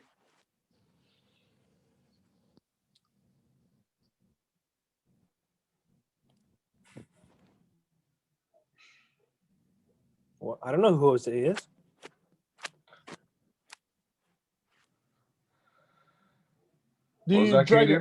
I don't have an update. I just talked to Christian, man. Jose's not really I don't really fuck with him right now, because he doesn't apologize when, Christian. I mean, that's what I heard. Like I heard all Christian wants is an apology or like I said, my bad, bro. But Jose hasn't given that to him because he's a douche. So okay. And immature, because I think Christian's a very understanding guy. But it sounds like you only have one side of the story, though. And the least Jose could do is like my bad, bro. The least. Like, it's the least. It's not much. It's not much to lower your ego and just apologize or be like, hey, I understand where you're coming from. That's the least, he could do. Which is fair if he was set in the wrong. Dragon, do you have an opinion about this story, and do you feel like it just seems one very like, Anthony? Do you think he's in the wrong? I want to hear Dragon's piece first. It just seems like he's very that story is very one-sided. We gotta know what Jose thinks about those situations. Well, Dragon, you know what? I heard you were a close source to Jose, so why don't you tell us what he thinks about the situation? I don't know anybody named Jose. Yeah. I can go through my Facebook friends if you want. That's it, yeah.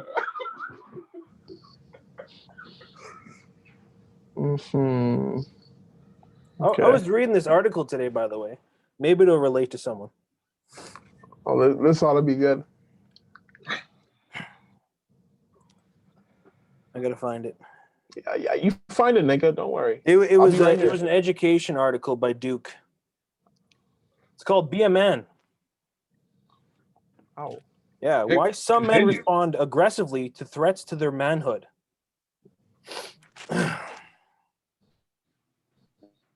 Go on. When their manhood is threatened, some men respond aggressively, but not all. New research from Duke University suggests who may be most triggered by such threats. Younger men whose sense of masculinity depends heavily on other people's opinions. When those men feel they are not living up to strict gender norms, they may feel the need to act aggressively to prove their manhood, to be a man. The pair of students considered 190 undergraduate students and a random pool of 391 men ages 18 to 56. How do we feel about this article? I don't know, nigga. You were cutting out. You might have to say it again. Double down. Anthony, did you hear say it again? Did you hear the article? I heard pretty much all of it. I don't think he's cutting out that bad. I didn't hear shit. So okay, I'll read it again. yeah, you read it again. Double down. Be a man. Why some men respond aggressively to threats to manhood. When their manhood is threatened, some men respond aggressively, but not all. New research from Duke University suggests who may be the most triggered by such threats. Younger men whose sense of masculinity depends heavily on others' opinions. Our results suggest that the more social pressure a man feels to be masculine, the more aggressive he may be, said Adam Stanilin, a PhD candidate in psychology and public policy of Duke University and the study's lead author. How do you feel about it? That there's a lot more, but I really don't want to read the whole thing. No. No.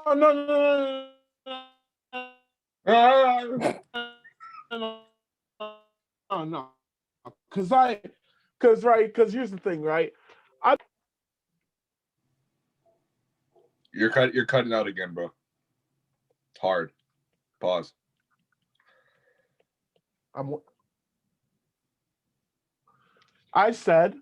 He said that there's a lot more, but he doesn't want to read it.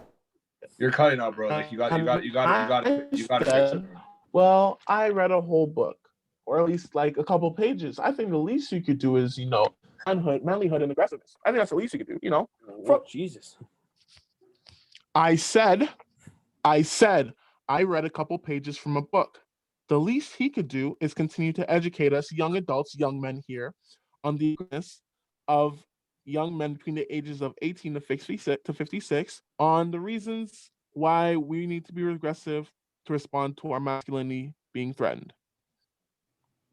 That's not what you said. No, didn't you say that? You said some men are aggressive. Okay, well, why don't you continue finishing the article, Dragon, or just keep reading until When those men feel they're not living up to strict gender norms, they may feel the need to act aggressively to prove their manhood, to be a man. The pair of studies considered 195 undergraduate students and a random pool of 391 men ages 18 to 56. Study participants were asked a series of questions about gender knowledge. For men, these included questions on such stereotypical topics such as sports, auto mechanics, and home repair. After answering, participants were randomly told their score was either higher or lower than an average person of their gender. To stimulate real-world threats to manhood, men who received a low score were also told they were less manly than the average man. After receiving their quiz scores, study participants were asked to complete a series of word fragments by adding missing letters in order to reveal their state of mind. The results were striking, revealing aggressive thoughts among certain men but not others.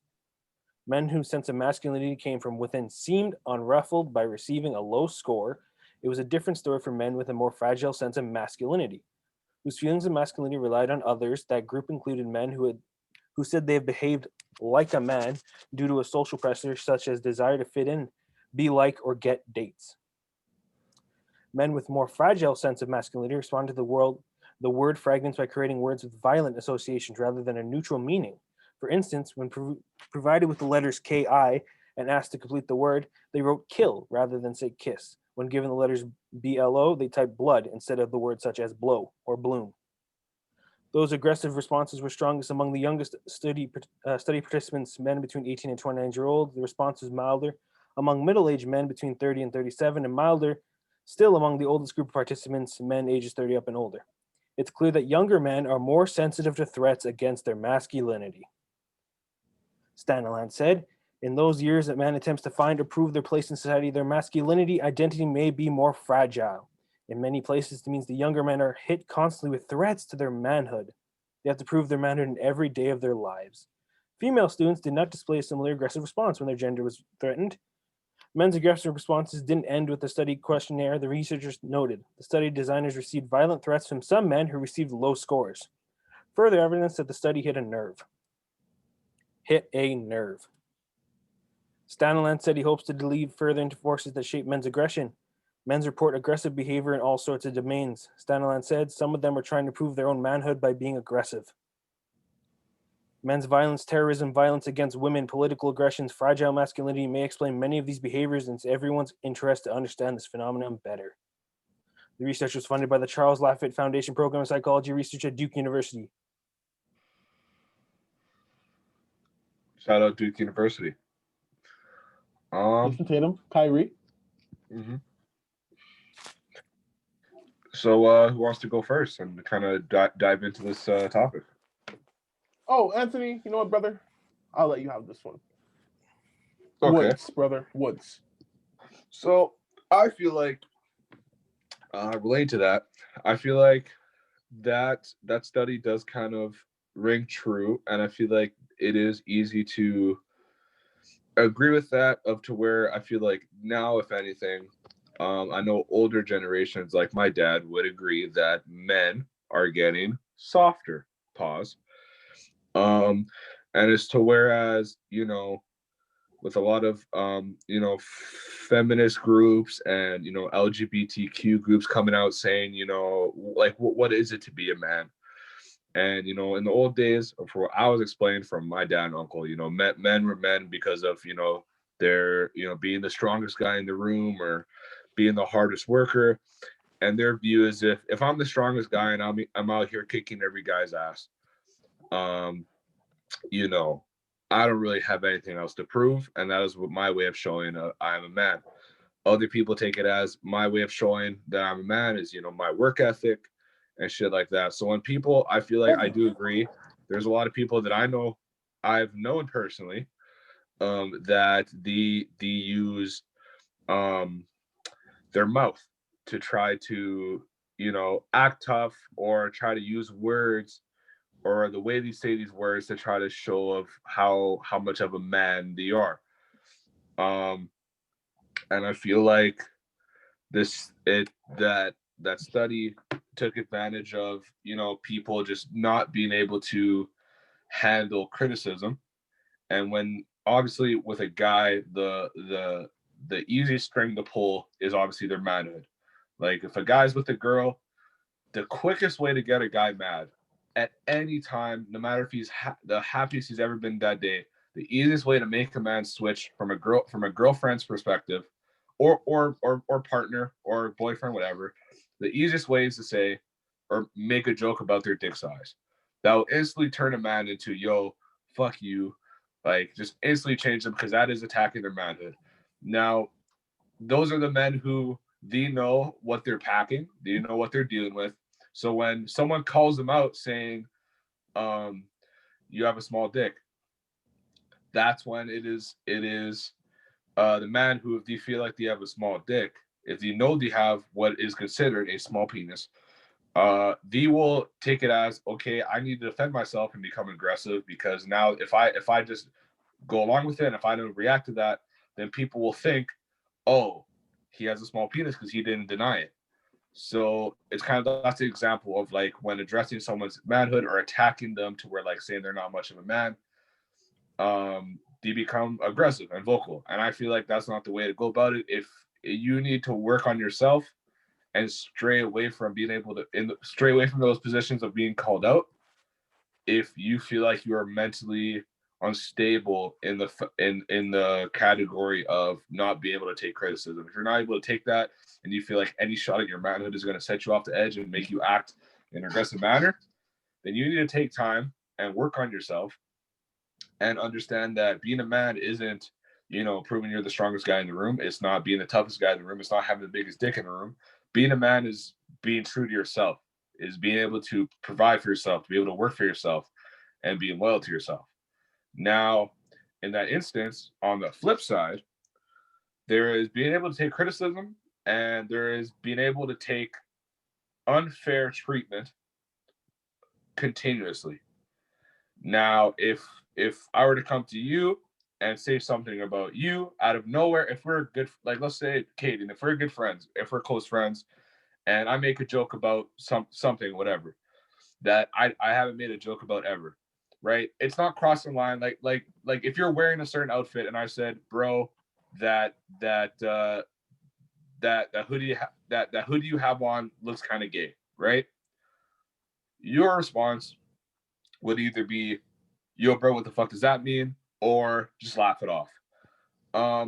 And I think that's an innocent joke. That's just it's just again, it's at the end of the day, it's a joke. It's just goofing off with someone who I think I've known for many years, and I feel like I can open up like that, and I can make jokes with. Now the difference from that is, if I were to see, let's say I worked with Katie, and every single day I said, yo, bro, the outfit you have is whack. Okay, whatever. The next day, yo, bro, you're dressed like a goof. The next day, yo, bro, why are you wearing that hat? The next day, yo, those shoes are bummy. You know, that's where it's like, okay, I can handle jokes and I can handle criticism. But when I see that every day you're trying to do something when I just feel like you're trying to get under my skin for a reason, that is where I feel like that is the need for. It's not even about, you know, me trying to protect my manhood. It's me trying to solve if there's an actual issue here. And if it's to that point, I think if it's a continuous thing where I feel like I'm this guy's trying to pick on me, or this person is trying to get, you know, trying to piss me off for a reason, then that is where I'm going to stand my ground, put my foot down, and say, hey, I don't appreciate that. We are co-work, like in a situation I was saying where me and Katie work together. If that would happen to where, you know, every day Katie's coming at me for, you know, like the way I work or the way I dress, if it's a continuous thing, and I feel like he's doing it for reasons not just a joke, but to just impress other people, or, you know, make another person laugh at my expense, and I feel like, which I can handle, but if it's a continuous thing, then I'm going to put my foot down and say, hey, I don't appreciate that. I know what you're doing has negative intentions. I would like an apology. That is, I feel like, is a fair response to that situation. If it's a continuous thing where you feel like the friendship is being undermined by what the other person is trying to get to, which is like getting under your skin and shit like that. So basically, I feel like if it's something like that, then that needs to be addressed. And that's no longer about manhood. That's just about showing me respect. Because as a man, or even as a human being in general, his phone probably turned up. I don't know. Like I was saying, it just comes down to respect. And I feel like if I'm not getting the respect that I feel like I am owed, if I'm giving you amount of respect and I'm not getting that back, then I will put my foot down. But if it's just jokes, if it's just like, you know, if it's just like, if I say it in a hotel, if you're just having a bad day and I say a joke and you take it the wrong way, that's understandable for you being in a bad mood because of, you know, you having a bad day or something's going on personally, but that is not my fault if I don't know that. So that kind of goes back to the story Katie was telling us about Christian and Jose, where I feel like, just touching on that, it was kind of related to what I just said, is if I feel like, you know, if Jose was aiming to just crack a joke, or, you know, just trying to lighten the mood, or you know, just trying to say something just to say something, then okay. If it was more of, you know, Jose is always on Christian's ass and always, you know, doing that, and, you know, doing it to make other people laugh, or doing it to put another person's smile on his face at another person's expense, I feel like not necessarily an apology, but a explanation of his actions should be put in, just so that problem can be put under the bridge. Would love to hear what Caden has to say about the study, but his phone died, which I assume. So I guess we'll have to wait till he gets back for that. He's back. Oh, what's up, buddy? When did you get back? Like a couple seconds ago?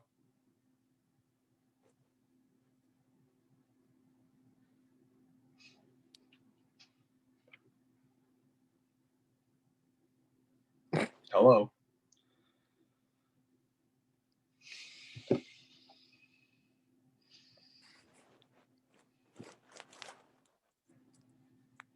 Canadian.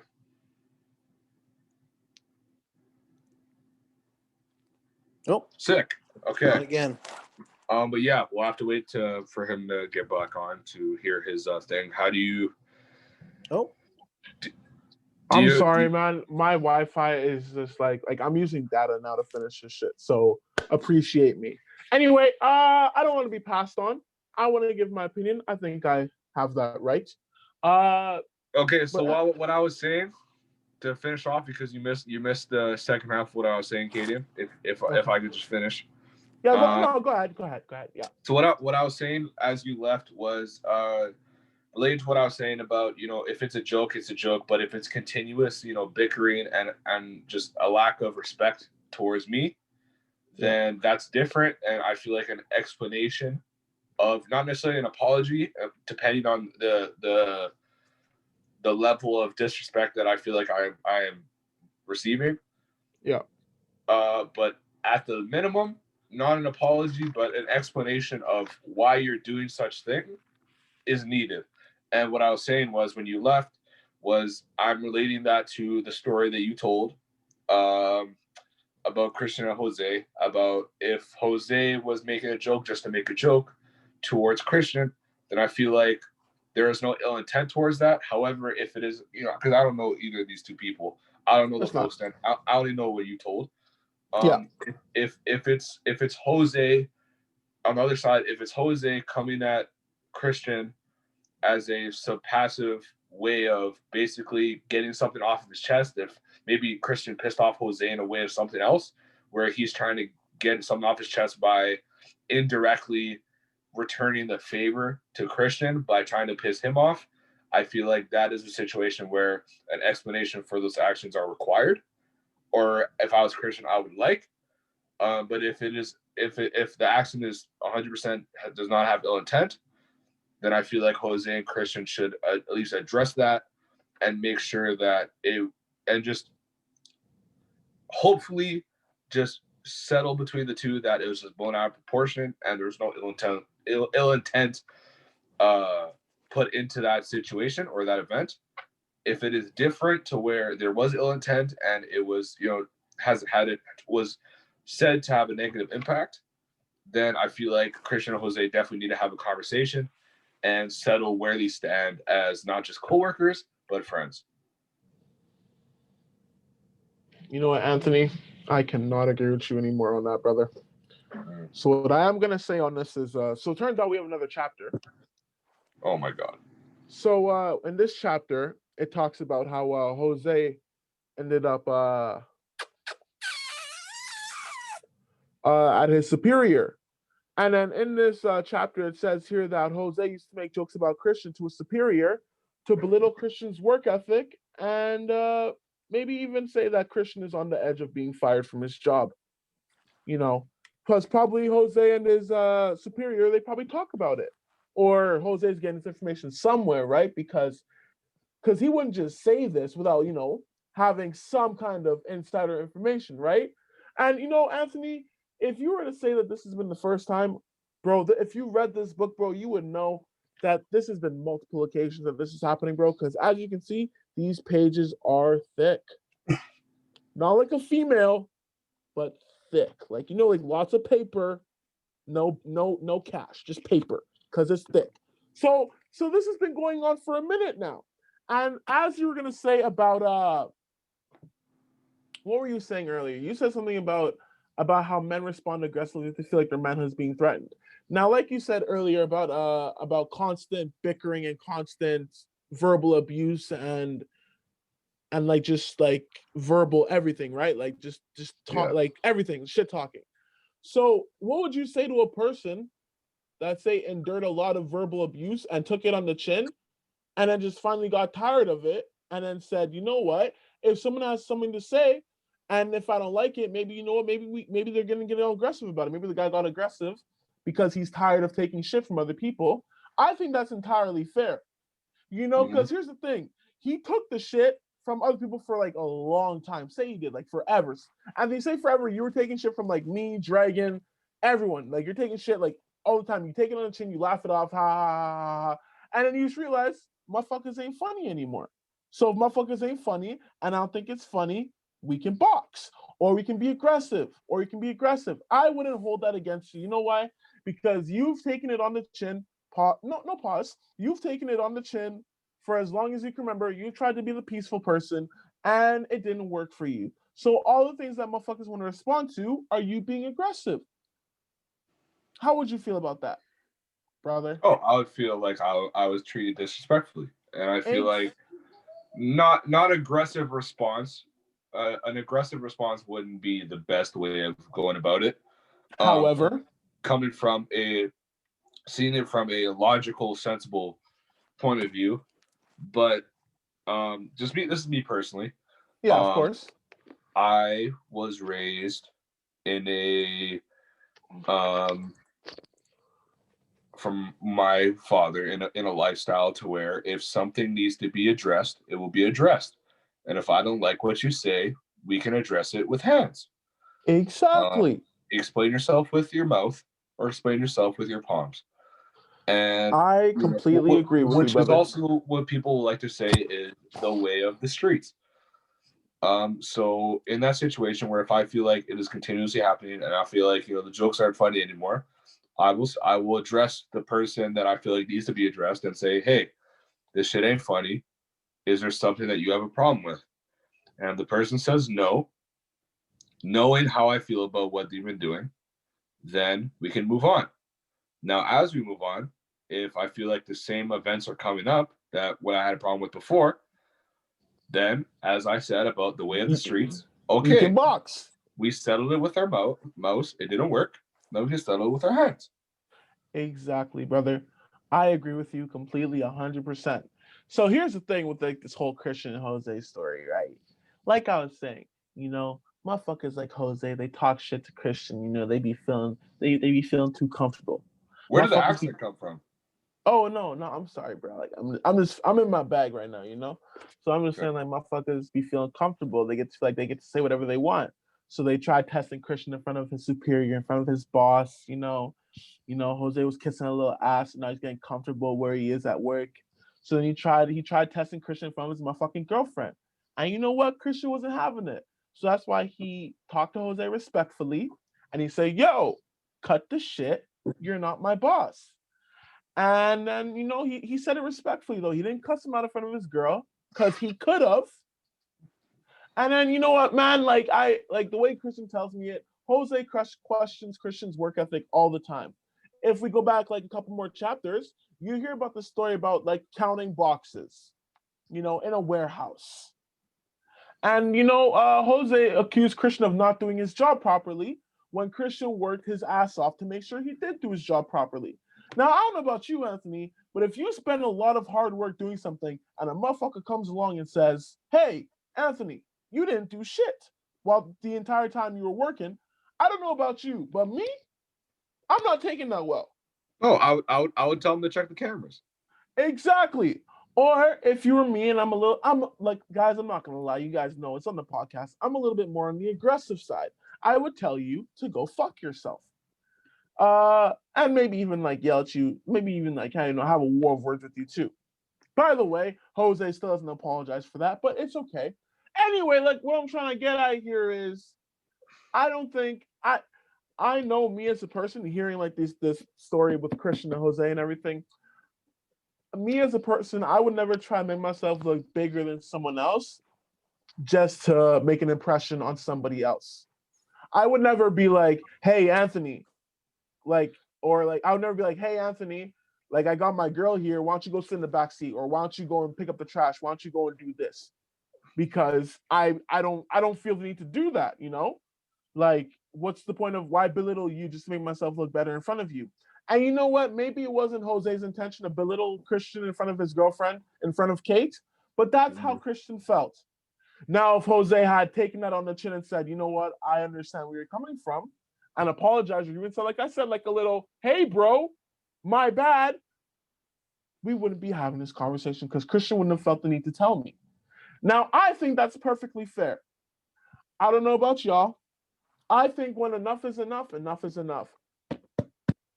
And what would you say to someone? Chapters. Sorry, go for it.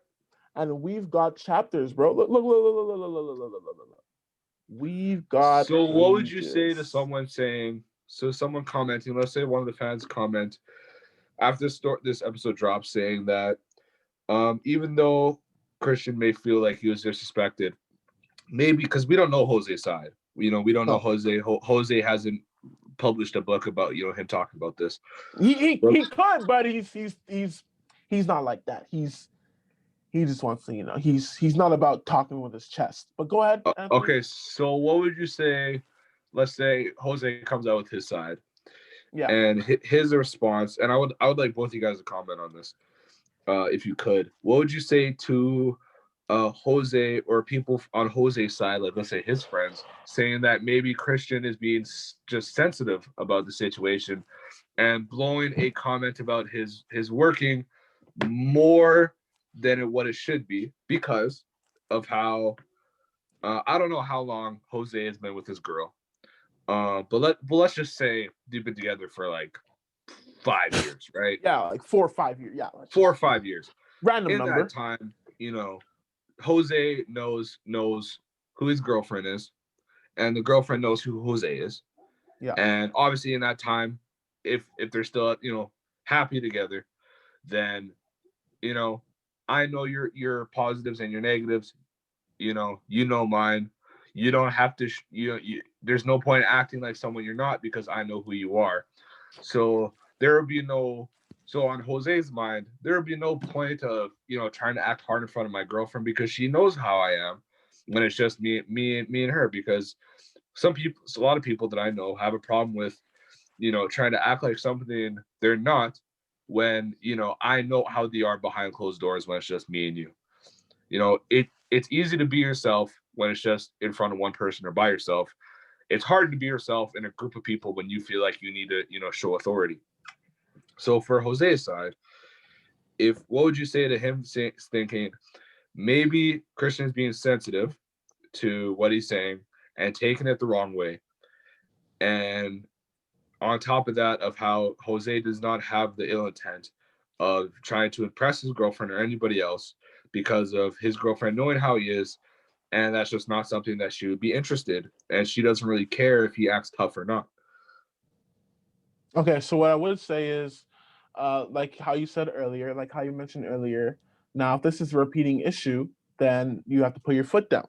Mm-hmm. So I would tell Christian that, or the way like he talks to me about it is, this isn't a one-time issue. This is a repeated issue. This is a lot of belittling that's going on in this workplace, Anthony. And you know what? I think it's my responsibility to bring this up. But you know what? We've got seasons, we've got episodes, and we've got weeks for all of this. Hopefully, though, this issue gets resolved so I don't have to talk about this anymore. You know what I mean? Anyway, Yeah. so I don't think Christian's overreacting. If it had just been a one-time thing, I think he would have let it go. But here's the thing. You can only let go so many one-time things before you say, you know what, man? I'm putting my foot down.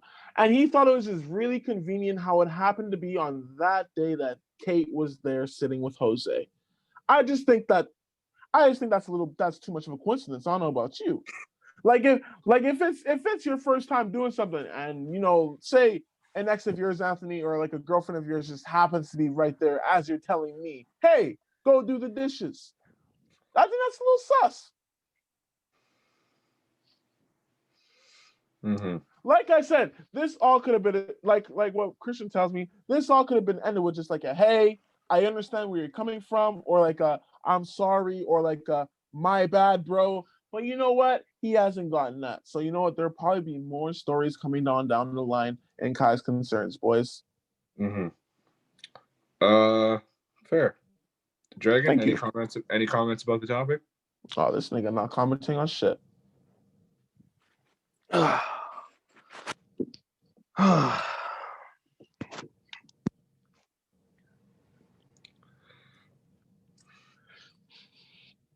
There's a lot to unravel here. Yeah. Take your time, brother. Like you said, we got time. We do have time. It sounds like Jose is just trying to make sure Christian stays on top of his game the entire time. Okay. Because he expects Christian to do a lot better than everyone else. But there might be little things that Christian's leaving out of his story that he might have missed. That's also a possibility. Seems like there's some blank spaces. What do you think those blank spaces are? Like, obviously, we don't know. We don't know. We don't know. But I want to know, nigga. So what are these blank spaces? Tell me. Well, tell Anthony. Tell the people. Christian says that Jose's always saying about how he's on a short leash, right? You mentioned that. Yeah. Talking about him getting fired and shit. Him getting fired. But leaving the workplace. Yeah. It seems like Christian missed the point where he said, I think I'm gonna be fired soon. I guess Christian missed that part in his story. Okay. So maybe that's why Jose keeps bringing it up, because Christian brought it up. Huh. Okay. Interesting. Well, okay. So what I would have to say is, say, Anthony Dragon, we've all had jobs before, right? And if you know, like, you're taking your job for granted and you're not giving your best performance, I'm pretty sure you would say, hey, I'm almost out the door if I don't get my shit together. So that would cause you, yes. So that would cause you to get your shit together. So if you get your shit together and you have a motherfucker still telling you that you have a foot out the door, and you're trying, you're busting your ass 24/7. You come in, you do what you're supposed to do, and you get the fuck out. You try your hardest to work, and then and you're doing your best. You're past the point of saying, hey, I might get fired because I don't care about my job or I'm not giving 100% performance. You're past that because you're mature, you grew the fuck up, and you took it on the chin and you moved on. And then you have another motherfucker saying that you're on a short leash for shit that you did, I don't know, a year ago, 6 months back, 4 months back. I think that's unfair. I don't know about you guys. I feel like bringing the past up would be kind of unfair if I'm doing better than I am now. 100%. However, I feel like on Christian's side, because I know for myself, I'm able to admit that, and even this kind of relates to the whole being prideful about your manhood type of thing, is where, if I come home and, if let's say I feel like, like if I get written up at work and, if I feel like, I might be getting the boot if I don't step my shit up, I come home, if my girlfriend asks, hey, how was work? My response is going to be, oh, work was good. I'm not going to, say like, oh, this is going on, da, da, da. So even though I know how my work situation is in my mind, if someone asks me, even a coworker says, hey, I saw you went to the office. Like, is everything good? Yeah, it's good, da, da, da, da. So I feel like the situation where, on the flip side, Jose might be looking after, trying to give Christian that kind of push verbally, as a way probably that Christian doesn't want it, but Jose is trying to give him that push as to where, like, hey man, like, I don't want to see you out of here. I want us to work together as much as possible. I'm sorry to say, but I'm gonna be on your ass. And if that is a situation where Christian is, kind of tiptoeing the line, and he there is a possibility that if he, takes his foot off the gas for estimated while, then he will be told to leave. So I feel like, it's 50-50 on if, either Jose is just, just kind of being a dick about it, or Christian is just not really coming to terms with, like, okay, I'm actually this close to losing my job. I should be even though this criticism is kind of harsh, it's not what I want to hear. At the end of the day, it might be the truth. So there's two sides to this. That's fair. If it was the side of, Christian, like, not being able to admit that, okay, like, maybe I do need to put, even though, you're bringing up shit from the past, maybe, even though there's nothing I can do about it, maybe even the fact that I'm working hard as I can to make up for it, I think we can all agree, no matter how hard we're working at something, we can always work a little bit harder. So I feel like it's either Jose is just trying to put a fire under Christian's ass as a friend, or Jose is just trying to be funny about the situation. You are so right, Anthony. And while you were talking, I just remembered the exact situation that happened to Christian while Jose was talking. So while Jose's telling Christian that he's on a short leash and he might be fired, do you know what Jose was doing? Because this is what Christian told me. Jose was texting on his phone at the workplace in front of the supervisor, which is very interesting because I don't think Jose wouldn't have felt comfortable enough to be texting in front of the supervisor if he wasn't well. The supervisor. Yeah. Okay. So I think it's a little hypocritical to be telling, your friend that you're almost gonna be out of a job when you're the one sitting there like, yeah, you're gonna be out of a job, bro. Short leash, man. I think that's a little hypocritical. I don't know about y'all. Anthony, do you think that's a little? I think that's a little hypocritical, bro. Well, it comes. Okay, so for me personally, I don't remember ever being on bad terms with a boss of mine. I don't remember ever having a fight or being a dick or trying to ignore a boss or anything like that. I don't think I've ever kissed up. I will never suck up, never. Per se, like I understand, like sometimes you got to get baggy. Like if there's a bill due and you got to get an extra, an extra 50 or 100 on that paycheck.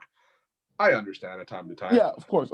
Now, when it comes to the thing of, what is kissing up, right? So basically, it's if you're coming to work and you're bringing your boss donuts and coffee and flowers like all the fucking time, then okay. But if it's to where like if I see my boss and we cross by and I'm like, hey, I know I know you're saying you're gonna watch the game this weekend. So how was it? Like, did about them Bombers? Hey, like that's always good. Like you don't want to ignore your boss. You want to make sure that you guys are on good terms. Like a good coffee talk is all fine. Like a little side talk is fine. I don't think that's kissing up to be, joking around with your boss. Now, in Jose's perspective of, him sitting around telling other people, him sitting on his ass and telling people to work harder, even though, out of context, that is hypocritical. I feel like, very hypocritical. But with hypocritical out of context, but with the context that you have told us about how, assuming that Jose is on good terms with his boss, and he has been, doing his work, he's been coming on time, he's been there for a while. I would say that from my experience, when I worked at Domino's, there was times where when I started, I was coming late and and after I picked up my stuff, when I picked up my shit, I got a chance to have a manager type role. And during that role, there was times where at the start, I would work harder. And then when I got used to that role, working, coming in on time, getting more responsibility, and getting more of a leadership role in that store, there would be times where I would tell the younger workers who have been there for when I've been there for like, let's say a year, and I see a younger worker who's been there for like 2 weeks, and I see an order come on the screen, I would say, hey, get to work while I go sit in the office. Even though that's unfair, it's just that just comes from, I feel like I've earned to be able to take a quick break. And you can't hate someone for that. I'm sorry to interrupt you, Katie. No, go ahead, bro. You can't hate someone for that because it's just a natural thing that we have. When you're doing something for a long time, we're going to get used to certain habits, and we're going to build, unfortunately, everyone's going to build negative habits that they have. And when you never see someone who's been a manager at a place for, let's say, 5-10 years, and they're doing everything by the rule book. During that time, they'll build like little cheats to where they can get the job done, not from what they're told, but they can still get the job done in an easier way and shorter way to either save time or not do as much work. So I feel like Jose's perspective, for me personally, obviously you guys have different mindsets. I feel like Jose, it's either, he was just trying to be a dick and be lazy, or he just thought, hey, I've been working my ass off recently since I got here. I think I can afford to take a seat and go on my phone a little bit. You're right, brother. So I'm gonna have two things to add on to that. It's a good thing that you said that. So when this whole situation with Jose telling Christian, step it up, he was not in a managerial position. He was the same level that Christian was, from the chapter here. And as you were talking I think he worked a little hard, like Jose worked a little harder, take a couple like 2 minutes, to himself, like a break on the phone over there. His break had just passed. He just had 15 minutes to himself. And then he took another 5 after his break was over while Christian was working to be on his phone and tell Christian, hey, you're on a short leash, buddy. So what do you have to say about that? I would like to hear Dragon. Oh, no. Yeah, Dragon. I'd love to hear it, brother. I would love to hear it. Again, I think Christian's leaving a few things. The time, of course, he is. Okay, it's just a hidden feeling you have, right? It's just, of course. Little things. Uh-huh. I feel like Christian's over exaggerating how much time actually passed. Okay. It seems like you have something to say, Kaden. Would you say something? I've got the book right here, brother. Read the book then. Let's hear more then. You know what, man? Dragon, you know what? You've been awfully silent. I've gone a little around. You've asked all your questions, Anthony. That's why I'm just respecting your talk. No, well, you know what, Dragon? I feel like I asked Anthony because let's just say I think he's how do I say this? unbiased person. Anthony, give me the ticket. I need the ticket. Yeah. It's okay, bro. Due to the situation, I'll leave it after. I'll let you drive home. Thank you. I think he's a very unbiased person. See, Dragon, it seems like you're taking a standpoint on Jose. Now, here's the thing, right? I understand where Jose is coming from. I just think there's a right time and a place to do everything. I think Jose chose the wrong time and place. Now, let's just say this. He chose the wrong time and place. He didn't apologize or acknowledge he chose the wrong time or place. He let it go on without an apology, or like I said, like a my bad, bro. You know, like just something like, just pat, like just hey. You know, give a little pat on the back is what you need, is what you're trying to tell me. Whoa, me? Who's talking about me? No, I'm talking about Christian in general. Yeah. So I don't think Christian needed a pat on the back. Well, that's kind of what my bad bro means, is pat on the back, but go on. Well, Jose was telling Christian to get to work while he's sitting on his ass on his phone. Just after again, it was only a minute past, but whatever. Go on. Now you're leaving out little details there. Wait, how do you know it was a minute past? I thought you didn't know anything about Jose. I don't know. Maybe I know some stuff. No. You said when this whole thing started that you didn't know nothing about Jose, but now you're telling me it's a minute past? No, I said Christian pulling stuff out of context, probably. So it's probably a minute past. But probably. Where did you get that minute pass? It could have been 5 minutes, could be 10. Christian didn't say I just said he's out of context. No, so why would I add more time? Christian didn't say how long it was. So how do you know how long it was? You just said 5 minutes past. Well, he did, but like, why exactly? Okay, but like, why are you saying like it's a minute past or anything? Like, what do you mean? What do you mean? Do you think? Okay, I'll ask you one question. I want you to answer in yes or no, please. Only yes or no answers, please. Do you think it is fair to Christian for Jose to tell him to get to work while Jose is on his phone just after his break passed? In the context that you're telling me, yes. Okay, forget the context. You as a person. No. Okay. So that's you as a person. Like you as like in your morals. Okay. Do you think that's hypocritical? Yes. Okay. Do you think it is unfair for Christian to take this kind of criticism repeatedly? Because I've talked to Christian. I've talked to Christian. He says that he's been really busting his ass. He's been showing up early. Well, whereas some people I don't know, Jose show up like 1 or 2 minutes before their shift. But anyway, we're not here to talk about on that. time is on time. I know that's true, but if you're a couple minutes like here and there, like if you're a couple minutes late, like they let it slide because you know what? He's giving rights to his supervisor. But we're not ready to talk about that yet. Anyway, so I just think it's crazy, because motherfuckers just think that there was only 2 questions you had for me? I thought you had more. Okay, you know what, Dragon Man?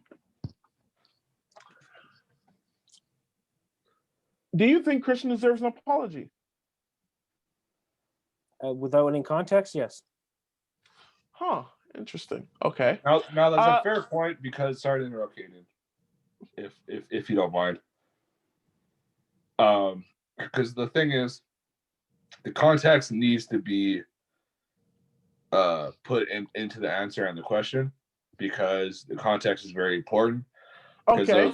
Because of asking someone, like saying like because okay, I can explain like this. If I were to go to my girlfriend's house and I tell you, is it right for me to tell my girlfriend's dad without any context? Is it right for me to tell my girlfriend's dad to fuck off? Oh, bro, that's a horrible idea. Horrible idea. Okay. Horrible. Now, if I told you the story of I went to my girlfriend's house and the dad came up to me and smacked me in the face and I told him to fuck off, was that a right thing or wrong thing of me to do? Okay, you know what, brother? You're right. You're fair. Okay, so the context is important. Hold on. Because the context completely changes the answer. Okay, I understand where you're coming from. So, Dragon, based on what you've heard from like the last 30 minutes, 45 minutes, an hour. What is the context to you? Because you've been sitting down listening, like me and Anthony been going back and forth, but you had the chance to take in everything. So what do you think the context is? Seems like My context will be different how you take it and how Anthony takes it. So, Pause. Yeah. Pause. Okay, what's your context? He was just telling you to do your job. Okay, that's fair. Based on what you know about Christian and Jose, would you say that Jose has a superior level to Christian? Yes. Context and everything. Like, Jose is more important than Christian? Yeah, sure. Let's go with that. Yes. Okay. Does Jose have a promotion over Christian? We don't know what holds in the next month. No. We're talking about the situation. No. Yes or no? Okay. No. Okay. Thank you. Did Christian ever give Jose any power to boss him around? I don't believe so. Okay. Thank you. And with you saying all of that, how would you feel if someone that you know works with you and has no power over you and is trying to boss you around when they have no superiority to you, no nothing, no promotion over you, no nothing, and you're working your hardest and they're still trying to boss you around, telling you you're not working as hard as you are? Because let's be real, no one really knows how hard the person is working unless it's you in the same position. Like, I can look at Anthony and say, oh, he's not working that hard. But to Anthony, he could be giving he could be giving 120%. But to me, it looks like 80. But to Anthony, it's 120. So how do you feel about that? I mean, do you think that's fair? Do you think that's fair? I'll take it. Oh, thank you. So with Jose not knowing if Christian was giving 150% or not, do you think it was fair for him to tell Christian to work harder at all? If he doesn't know if he's working as hard as at all. I believe it's fair. You think it's fair for Jose to tell Christian to work harder, even though Jose doesn't know for sure that Christian's not giving it his all? Mm-hmm. Really? Mm-hmm. Oh, that doesn't make sense. Let's take this to football. If you're blocking constantly and someone's telling you keep running your feet, even though you're constantly running your feet, it's the same thing. It's a reminder. That's true, but there is also a good way and a bad way to do reminders. So here's the thing. Like, now, if you're a coach, now it's a good thing that you said that, because coaches, they have higher positions than players do. Coaches have a higher hierarchy than players do. So coaches get to tell people to run their feet, hey, pass block better, or hey, do this. Now, if you're on the fucking line, and I know I'm running my feet, and you're telling me to run my feet even more, I think I'm like, hey, you know what, man? Like, that's nice that you're telling me and all that, but you know what? Mind your business, because you don't know what I'm doing. You don't know how hard I'm working. Now, if you're the quarterback who is literally based on the protection from the line and you're telling me to run my feet, I'm going to listen to you because you're my fucking quarterback. Now, if you want to talk about football, coaches and quarterbacks, those people are mainly known for being the leaders of the team, or like a defensive captain, or any kind of captain. Now, say it was a captain telling a player that's not a captain to run their feet, he should listen because he's a captain. He's doing everything right in the first place. But Jose's not a captain. He's not a coach. And he's not a quarterback. So where are you taking it now? So you don't listen to veterans?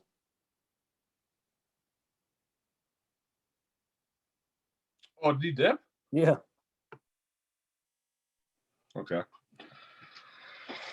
Oh, wow. This Christian Jose's thing is really a lot to dive into.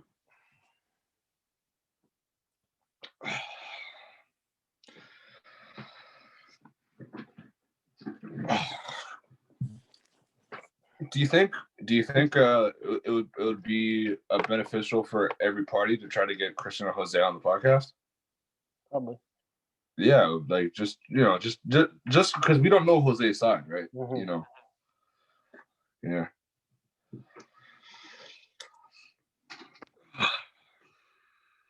Wow. Well, they can cut out this part and wait for Katie. Well, this part will be on YouTube, so who cares? Yeah.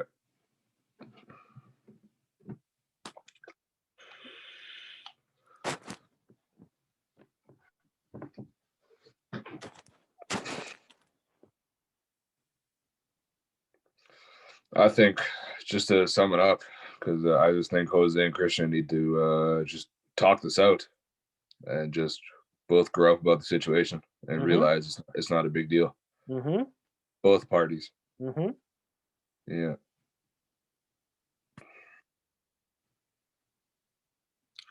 And after they address that, they should realize, hey, I don't have anything to keep my valuables in when I go out. So they should hop on Up3 podcast on Instagram, press the link on the bio, and get them one of these. Or maybe that little sweatshirt that you're wearing there that has a couple wrinkles on the sleeves. Maybe grab one of those. Looks comfy. How comfy is that, man? It looks like you're really relaxed. It's champion, real comfy. Oh yeah. You're looking like a champion right now. Thank you, sir. Jose would say the same. Oh, Jose. I'm not gonna wait 14 minutes for him to come back if he comes back. Give him a minute, man.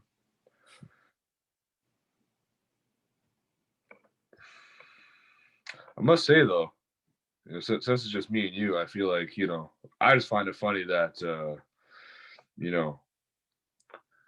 because I don't know Jose, but I've heard of Jose, just of like people in the city.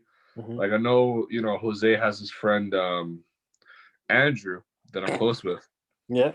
And I remember Andrew was telling me that he was asking Jose to try to hook him up with a job at that warehouse like a while ago. Yeah.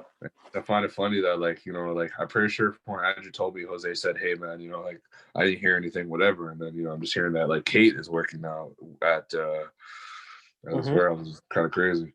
But I don't think Jose referred Kate. Oh, so yeah. You don't think so? I didn't, honestly, if that's the question. I'll be straight with you, I did not. No.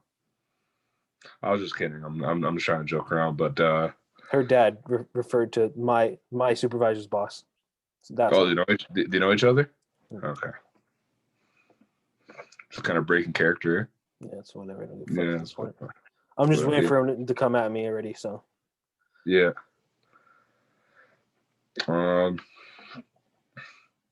That's good.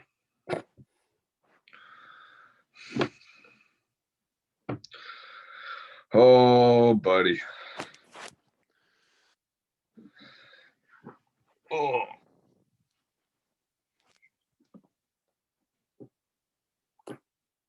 Oh, if everyone's listening while I wait for Katie, make sure to check the newest episode on post game. Hey, we'll be there Friday. On Anchor. No, I mean the one that me, Teddy, and Jordan did. Yeah. Right. I did my best while I was under the influence, obviously. Would have liked to know that I was going to be the only person representing the Up3 team. Well, at least an hour notice would have been nice from all parties. But hey, my bad. It's all man, it's all good. I never mind having to hold down the fort. I know you guys would do the same. Yeah. Where the fuck is this guy, man? There we go. I saw something move. There we go. Yeah. All right, Christian is back. I'm sorry, y'all. I had to go in the park. I had to use the restroom. Okay. I think that's pretty fair. Okay. Me and Dragon are frozen. I'm frozen at least. Anyway, so what did I miss while I was away? There we go. No, we just kind of waited for you to come back. Okay, thank you. So anyway, we've also addressed that we kind of broke character. We noticed that Christian is one of your middle names and Jose is one of Dragon's middle names. Interesting. Yeah. So then this was for nothing? No, it was a great bit. Can I see the cover cover work. Don't get me wrong. That was a really great, that was a great sketch. Thank you. Like, that was pretty fire. I'm not gonna lie. You were going by the pages pretty fast, and you never read the right side and just flipped. But it was a great sketch. I'm not gonna lie. What did you say, Dragon? I want to see. I just want to see the front. What? Well, hold on. Why do we read that? I was going to. I found it in like my closet. It's one of the very few books that I have. Now, I personally feel like the whole Christian Jose situation has been. I know that I've kind of put all my thoughts on the table about it. Do we have any closing comments? So, as I was leaving, Dragon was talking about listening to veterans. And that's fair. Veterans are very, knowledgeable people.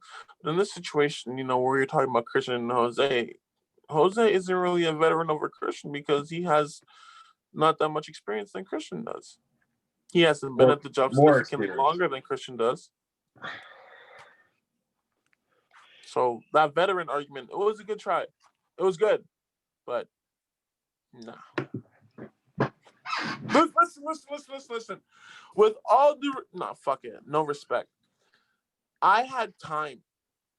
Okay? I thought of every argument I possibly could because I had a week. A week came by. Podcast. We talked about issues. Concerns. I said this would be on Kai's concerns, didn't I? I did tell you. And look at that. Look where we are now. My fucking concern. So anyway, I don't know, Sean. I hear what you're saying, Anthony, about how maybe this is being blown out of proportion. And you know what? Like Christian said repeatedly, all this could have been ended with my bad, bro. Or I understand where you're coming from. Or even I'm sorry. Yeah. But you know what? Jose's too fucking prideful to do that. So. Yeah, I was telling Dragon while you were gone. I just feel like this can easily be resolved with Jose and Christian realizing that they have been friends for a while, and their friendship is obviously more important than a job. Or at least with the time that, as you said, has been into the friendship, should be. And I feel like both parties need to just have an adult, assuming that both parties are over the age of 18, should have an adult conversation and just resolve the issue by either just both agreeing that this is a childish fight, or agree that, okay, we will continue our work without having to conversate with each other more than we have to. More than the job requires. Because I think the issue is a lot smaller than how important the friendship is.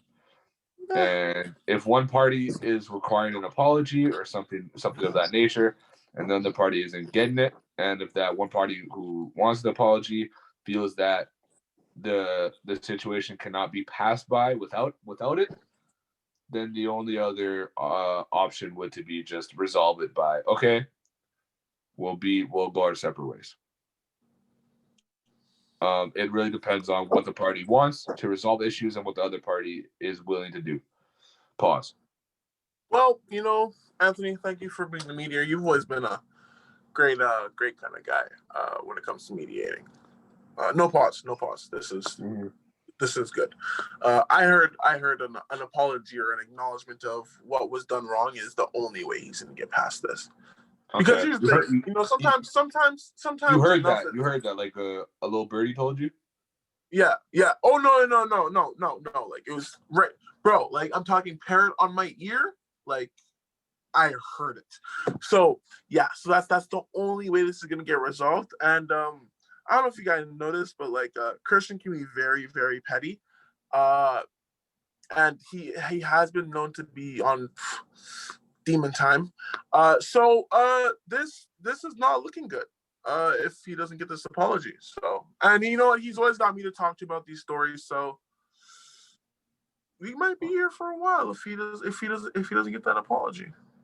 It's only once, man. It's just an apology. Or like I said, My We bad, can bro. only talk about it so much about this episode. We have to wait and see what happens, and then there's always next week.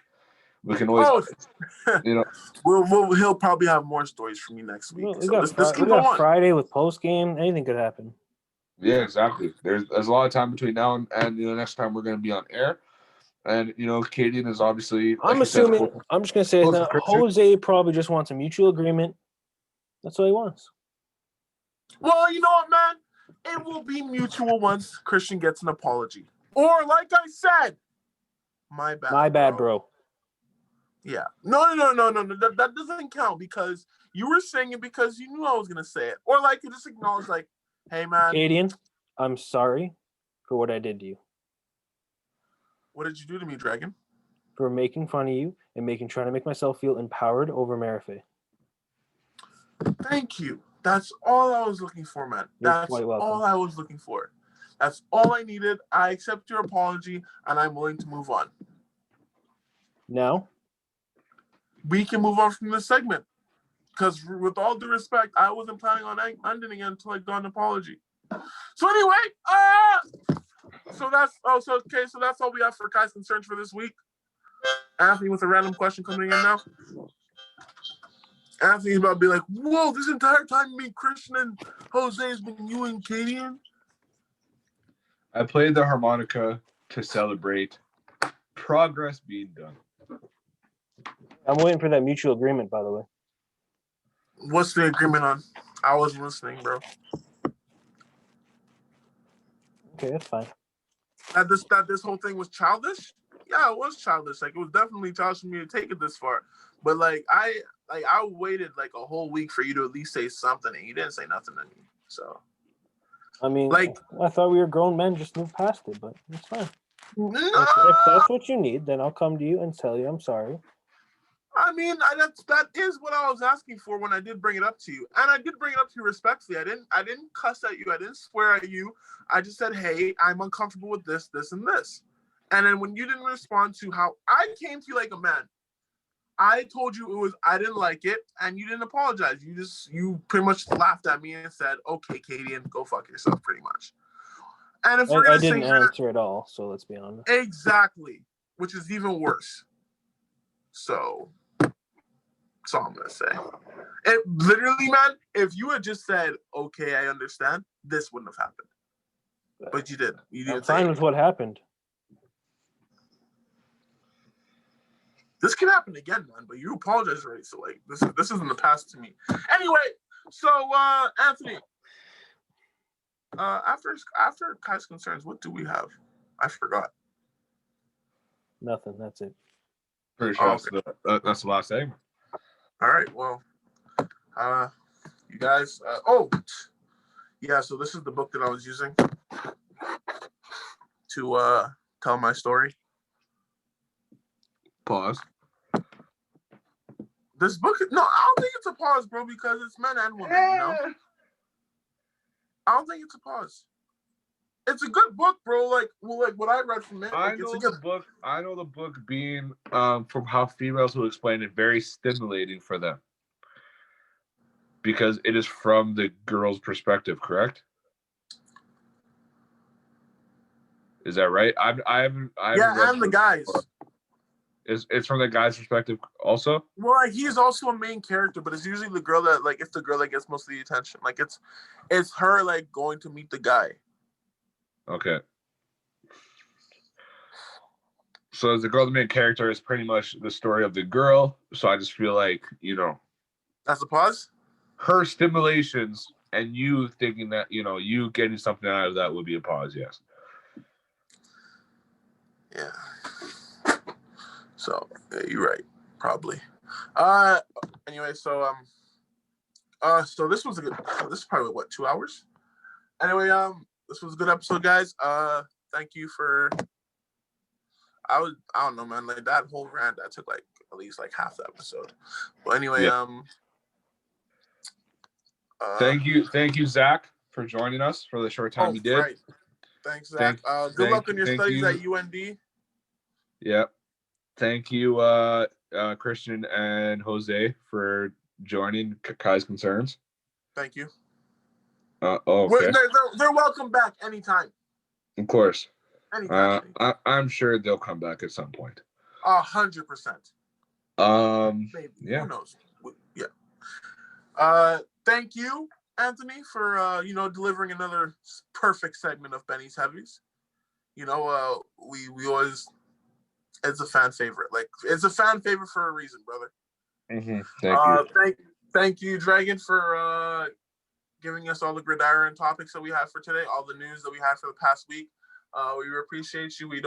I appreciate you. Anthony appreciates you. We all appreciate you for what you do. You do a lot of the work here. Dragon doesn't get enough credit for what he does for the Up3 cast. He does the editing. He does the promotion. He does everything. Me and Anthony are a little bit of lazy fucks because all we do is take the ads and then, join the episodes and then do the episodes for a bit. But Dragon does a lot. I do, but. Okay, well, I didn't. It's not like I didn't do a fucking ad for DC Sauce, but I guess I'll just go fuck myself. Anyway, yeah, like I said, thank you, Dragon, for doing all that you do, keeping Up3 brand alive. This is Up3 because of you. So, the fans need to recognize. I don't think you get enough credit, because you are like more silent on the podcast than me and Anthony. Very vocal people.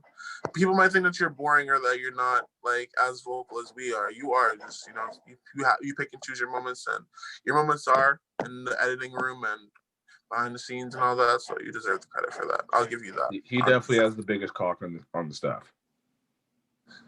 Yeah, I can't confirm that, bro, because that's a pause, man. But I'll let you say that, man. Anyway, yeah, so thank you, Dragon. As for me, I don't think I need to give myself an outro. Y'all know who I am. I am definitely ruled by my emotions, and sometimes they get ahead of me. They often get ahead of me. I wear my emotions on my sleeve, man. Like, you know what? I wear them on my sleeve and I don't care. Like, that's just who I am as a person. So, with that being said, I'm looking forward to seeing you guys this Sunday. Friday,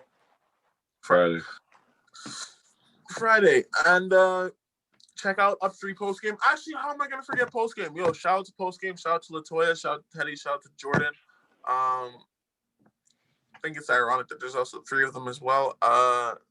They've got something special going on over there too. Yeah. I listened to their 3rd episode with Anthony himself, and it was actually like that one actually got me. It was actually pretty funny. I can't wait to see what it would be like with the 6 of us actually doing a podcast together. The second go of the 3 of us, the 6 of us. Yeah, the second. Hopefully everybody will be ready to go and focused in and in the mental state to do that episode. At 7 p.m. on Friday. So at 7 o'clock p.m. 100%, bro. Like I can't, like, I hate people that like are really tardy. Like, it's a pet peeve of mine. So I 100% agree with you. Like, when people say something, they should. When people like agree to a commitment, I think they should follow through. Because we did have. Oh my gosh, this is not it, guys. How do we forget Weirdo of the Week? Ooh. So, that's true. I'll let Dragon go first. Who's your Weirdo of the Week? Winnipeg High School Football League. Because they haven't released the alumni shit yet? Yep. Yeah. Okay. Anthony? My Weirdo of the Week is that courtside Karen Shorty who yelled at LeBron. Because it came out that the guy who was yelling at LeBron, the husband, has actually posted multiple times in the last couple of years hating on LeBron. He's basically known as a LeBron hater. And he said what apparently racial comments towards LeBron while he was on the court, not surprising.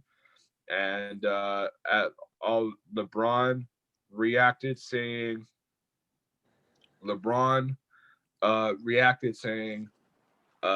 sit your ass down. And the wife who is about 40 years younger than the husband, basically defended him and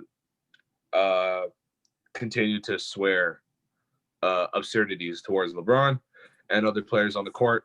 So I'm gonna give her Weirdo of the Week because you need to shut the fuck up and let go and realize privilege is not needed. Yeah.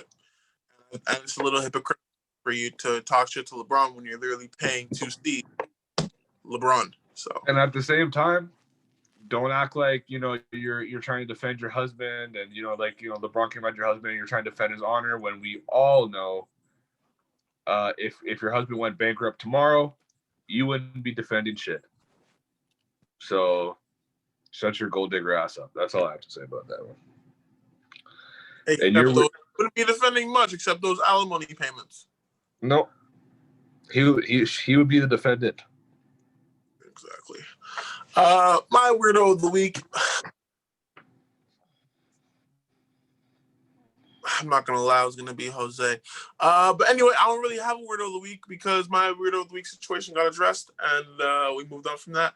But my weirdo of the week, I'm gonna give it to a fictional character. For those of you who do not know, I have started to rewatch Suits.